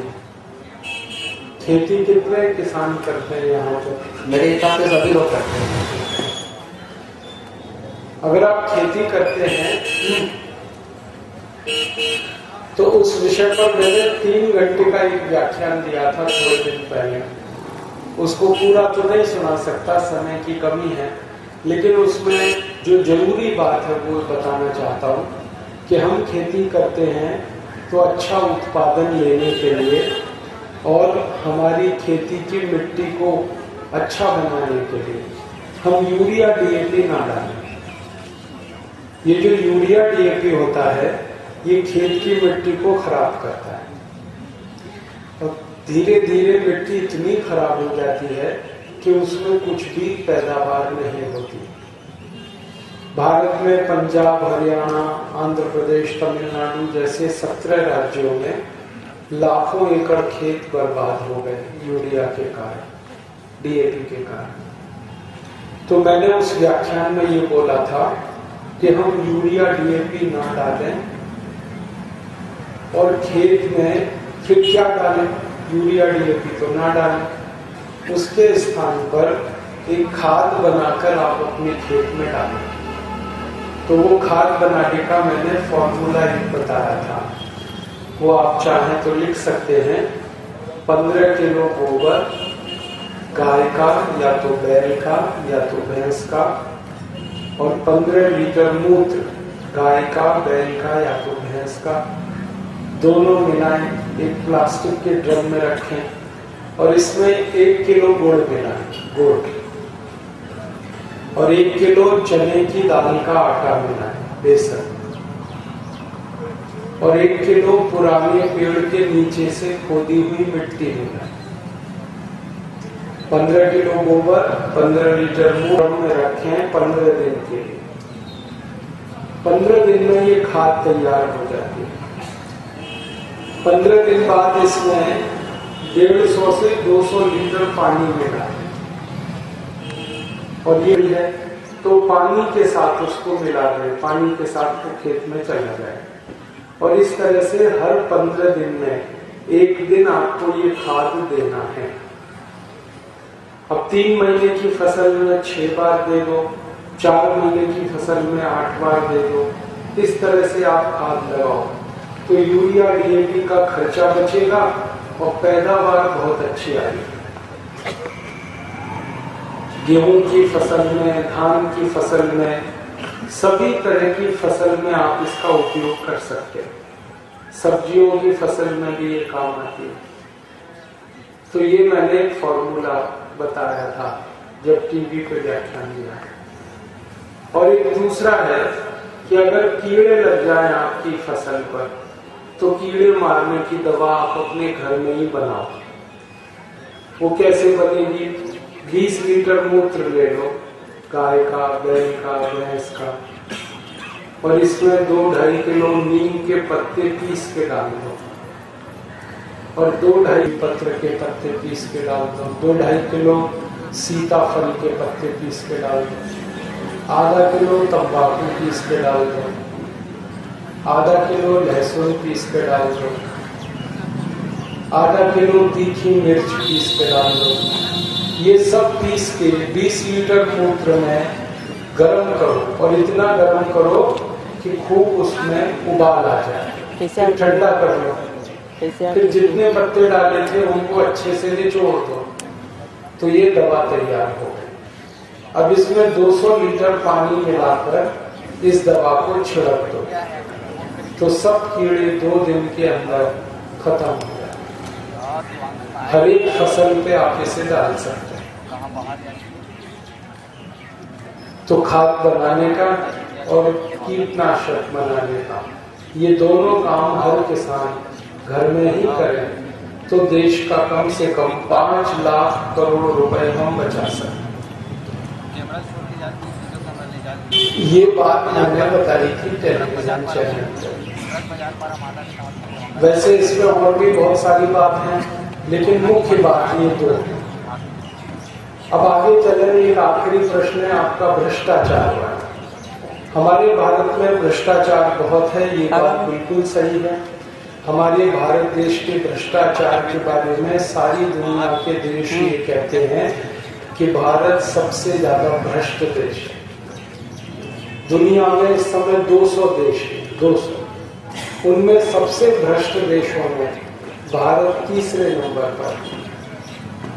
सबसे पहला नंबर का भ्रष्ट देश है पाकिस्तान, सबसे ज्यादा दूसरे नंबर का भ्रष्ट देश है बांग्लादेश, और तीसरे नंबर का सबसे ज्यादा भ्रष्ट देश है भारत। और अगर ध्यान से देखोगे तो भारत, पाकिस्तान, बांग्लादेश ये एक ही परिवार है।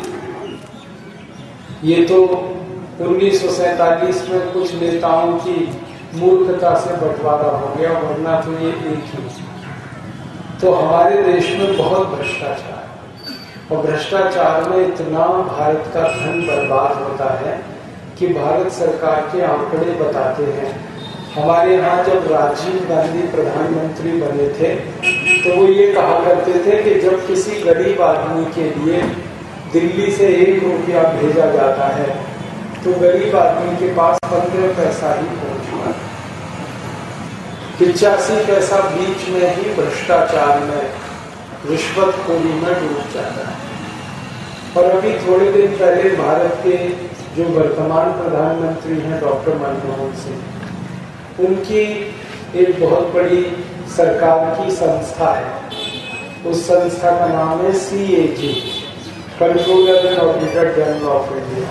उनका कहना है कि राजीव गांधी के जमाने में तो 1 रुपए से 15 पैसा पहुंचता था गरीबों तक, अब तो 1 रुपए में से 10 पैसा भी नहीं पहुंच पाता, 90 पैसा लूट लिया गया। और ये लूटते कौन है? हम रोज देख रहे हैं कि भ्रष्टाचार और घोटाले कैसे हो रहे हैं। अभी थोड़े दिन पहले हमारे देश का एक नेता है जिसका नाम A राजा, जो पहले संचार मंत्री था, उसने 1,76,000 करोड़ रुपए का घोटाला कर दिया। 1,76,000 करोड़, ये इतनी बड़ी रकम है कि इसको हम कैलकुलेटर पे नहीं लिख सकते, कैलकुलेटर फेल हो जाता। और जिस मंत्री ने ये घोटाला किया वो 3.5 साल से ये घोटाला कर रहा था और सरकार ने उसको हटाया, प्रधानमंत्री ने हटाया। ऐसा ही एक बड़ा घोटाला हुआ थोड़े दिन पहले, कॉमनवेल्थ खेल घोटाला। उसमें 77,000 करोड़ रुपए का घोटाला, खेल कूद हुए, 77,000 करोड़ रुपए की लूटमार हो गई। थोड़े दिन पहले आदर्श हाउसिंग सोसाइटी घोटाला हो गया। ऐसे रोज होते हैं घोटाले। आजादी जब से मिली 340 लाख करोड़। आप बोलोगे ये पैसा कहाँ चला गया? ये सारा पैसा भ्रष्ट नेताओं और अधिकारियों ने विदेशी बैंकों में ले जाके जमा कर दिया। दुनिया में एक छोटा सा देश है, उसका नाम है स्विट्जरलैंड। उस टाइम जैसे 70 और भी छोटे छोटे देश हैं, वहां पर करीब 60 लाख करोड़ रुपए जमा। तो कुल मिलाकर 340 लाख करोड़ हमारा धन नेताओं ने लूटकर विदेशों में जमा कर दिया। और ये धन आपका है, आपने जो पैसा टैक्स में दिया था सरकार को, नेताओं ने उसी में से ये घोटाला किया। तो अब क्या किया जाए?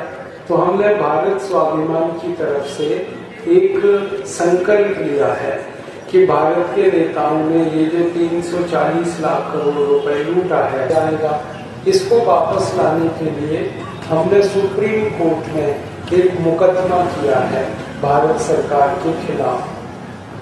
और उस मुकदमे में हमने सुप्रीम कोर्ट से ये अपील की है कि जितना पैसा नेताओं ने लूटकर विदेशों में जमा कर लिया है, इस पूरे पैसे को भारत की राष्ट्रीय संपत्ति घोषित किया जाए और इस पैसे को वापस लाया जाए। अच्छी बात ये हुई है कि सुप्रीम कोर्ट ने हमारे इस मुकदमे को स्वीकार कर लिया।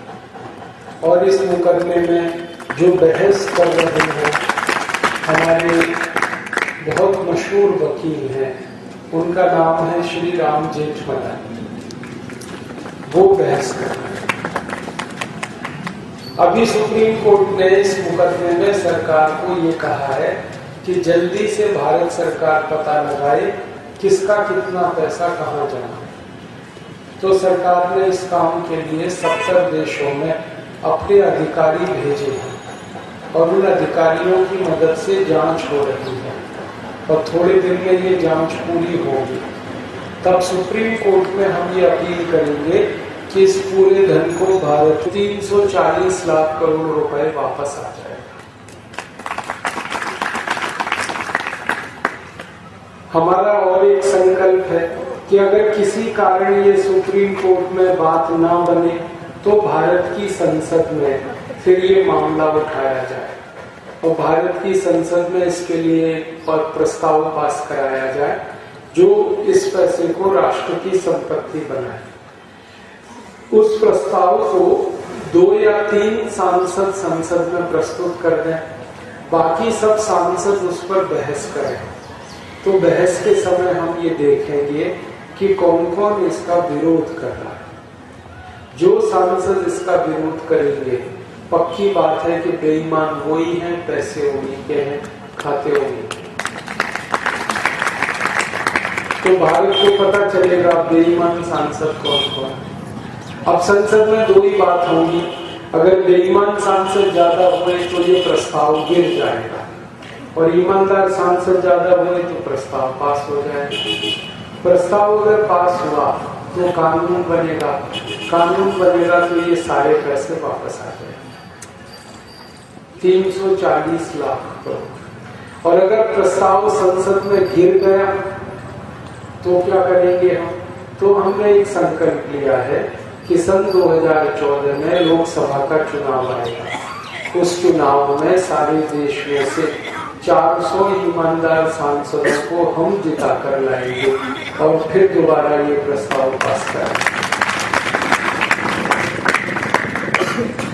आप पूछोगे क्या हमारे 400 सांसद जीत के आएंगे? हाँ, आराम से जीत के आएंगे, क्योंकि इस काम को करने के लिए एक सन्यासी ने संकल्प लिया है और सन्यासी का संकल्प अधूरा नहीं रहता। और अच्छी बात यह है कि परम पूज्य स्वामी रामदेव जी ने जो ये संकल्प लिया है, इसको पूरा करने के लिए 70 और भी बड़े बड़े संतों ने अपना समर्थन और आशीर्वाद दिया। एक बहुत बड़े संत हैं परम पूज्य स्वामी सत्यमित्रानंद गिरी।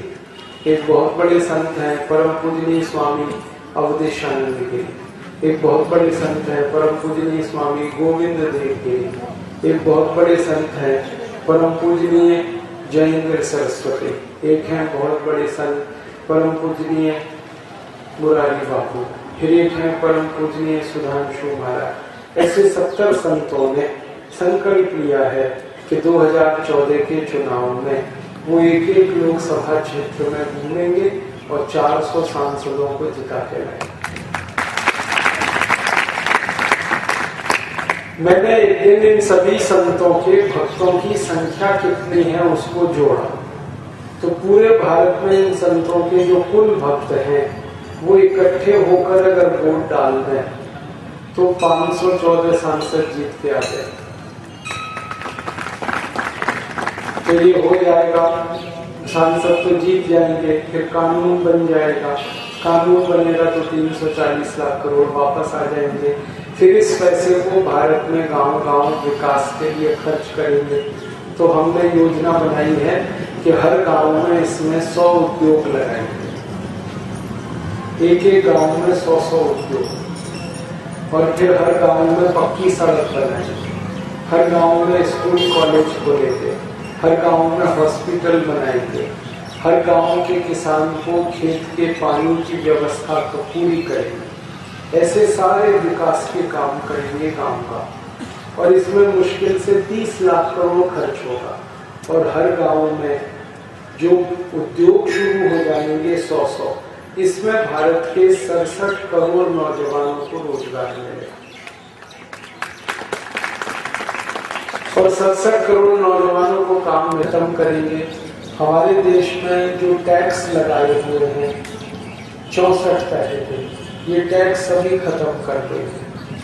Income tax, central excise, sales tax, toll tax, road tax, सब टैक्स खत्म। इससे महंगाई खत्म होगी। आप बोलोगे टैक्स खत्म करके फिर आमदनी कहाँ से आएगी देश की? हमारे पास ये जो 340 लाख करोड़ आएगा, इसमें से 30 लाख करोड़ तो खर्च होगा विकास में और 310 लाख करोड़ तो बचेगा। तो बचे हुए पैसे को बैंक में जमा कर दें तो उसका साल का ब्याज मिलेगा करीब 31 लाख करोड़, उसी से देश चलता रहेगा, टैक्स लेने की जरूरत नहीं पड़ेगी। और टैक्स खत्म हो गए तो हर चीज सस्ती हो जाएगी। जैसे अभी पेट्रोल मिलता है 60 रुपए लीटर, वो मिलेगा फिर 16 रुपए लीटर। डीजल मिलता है 40 रुपए लीटर, वो मिलेगा 7.5 रुपए लीटर। एलपीजी सिलेंडर 370 का मिलता है, फिर वो 70 रुपए का रह जाएगा। रसोई गैस का जो सिलेंडर है ना, खाली 70 में मिलेगा, 70 रुपए। अभी केरोसिन तेल खरीदें 20 रुपए लीटर, फिर वो मिलेगा 3 रुपए लीटर। अभी नमक है 8 रुपए किलो, फिर वो मिलेगा 50 पैसे। ये सीमेंट आता है 250 रुपए, वो आएगा 72 रुपए का। लोहा है 50 रुपए किलो, वो आएगा 12 रुपए किलो। अभी आप अपना घर बनाओ तो 10 लाख में बनता है, टैक्स खत्म होने के बाद ये घर 3 लाख में बनेगा। हमारे बच्चे आईआईटी में पढ़ाई करें इंजीनियरिंग का 5 लाख रुपए खर्च होता है, टैक्स खत्म होने के बाद वो 70,000 में पढ़ाई कर पाएंगे। अभी भी MBBS MD कराने में 40 लाख खर्च होता है, टैक्स खत्म होने के बाद वो 4 लाख में हो जाए।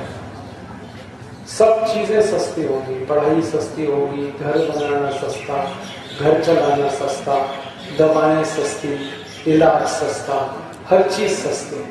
तो गरीब से गरीब आदमी आराम से अपना जीवन बिताएगा।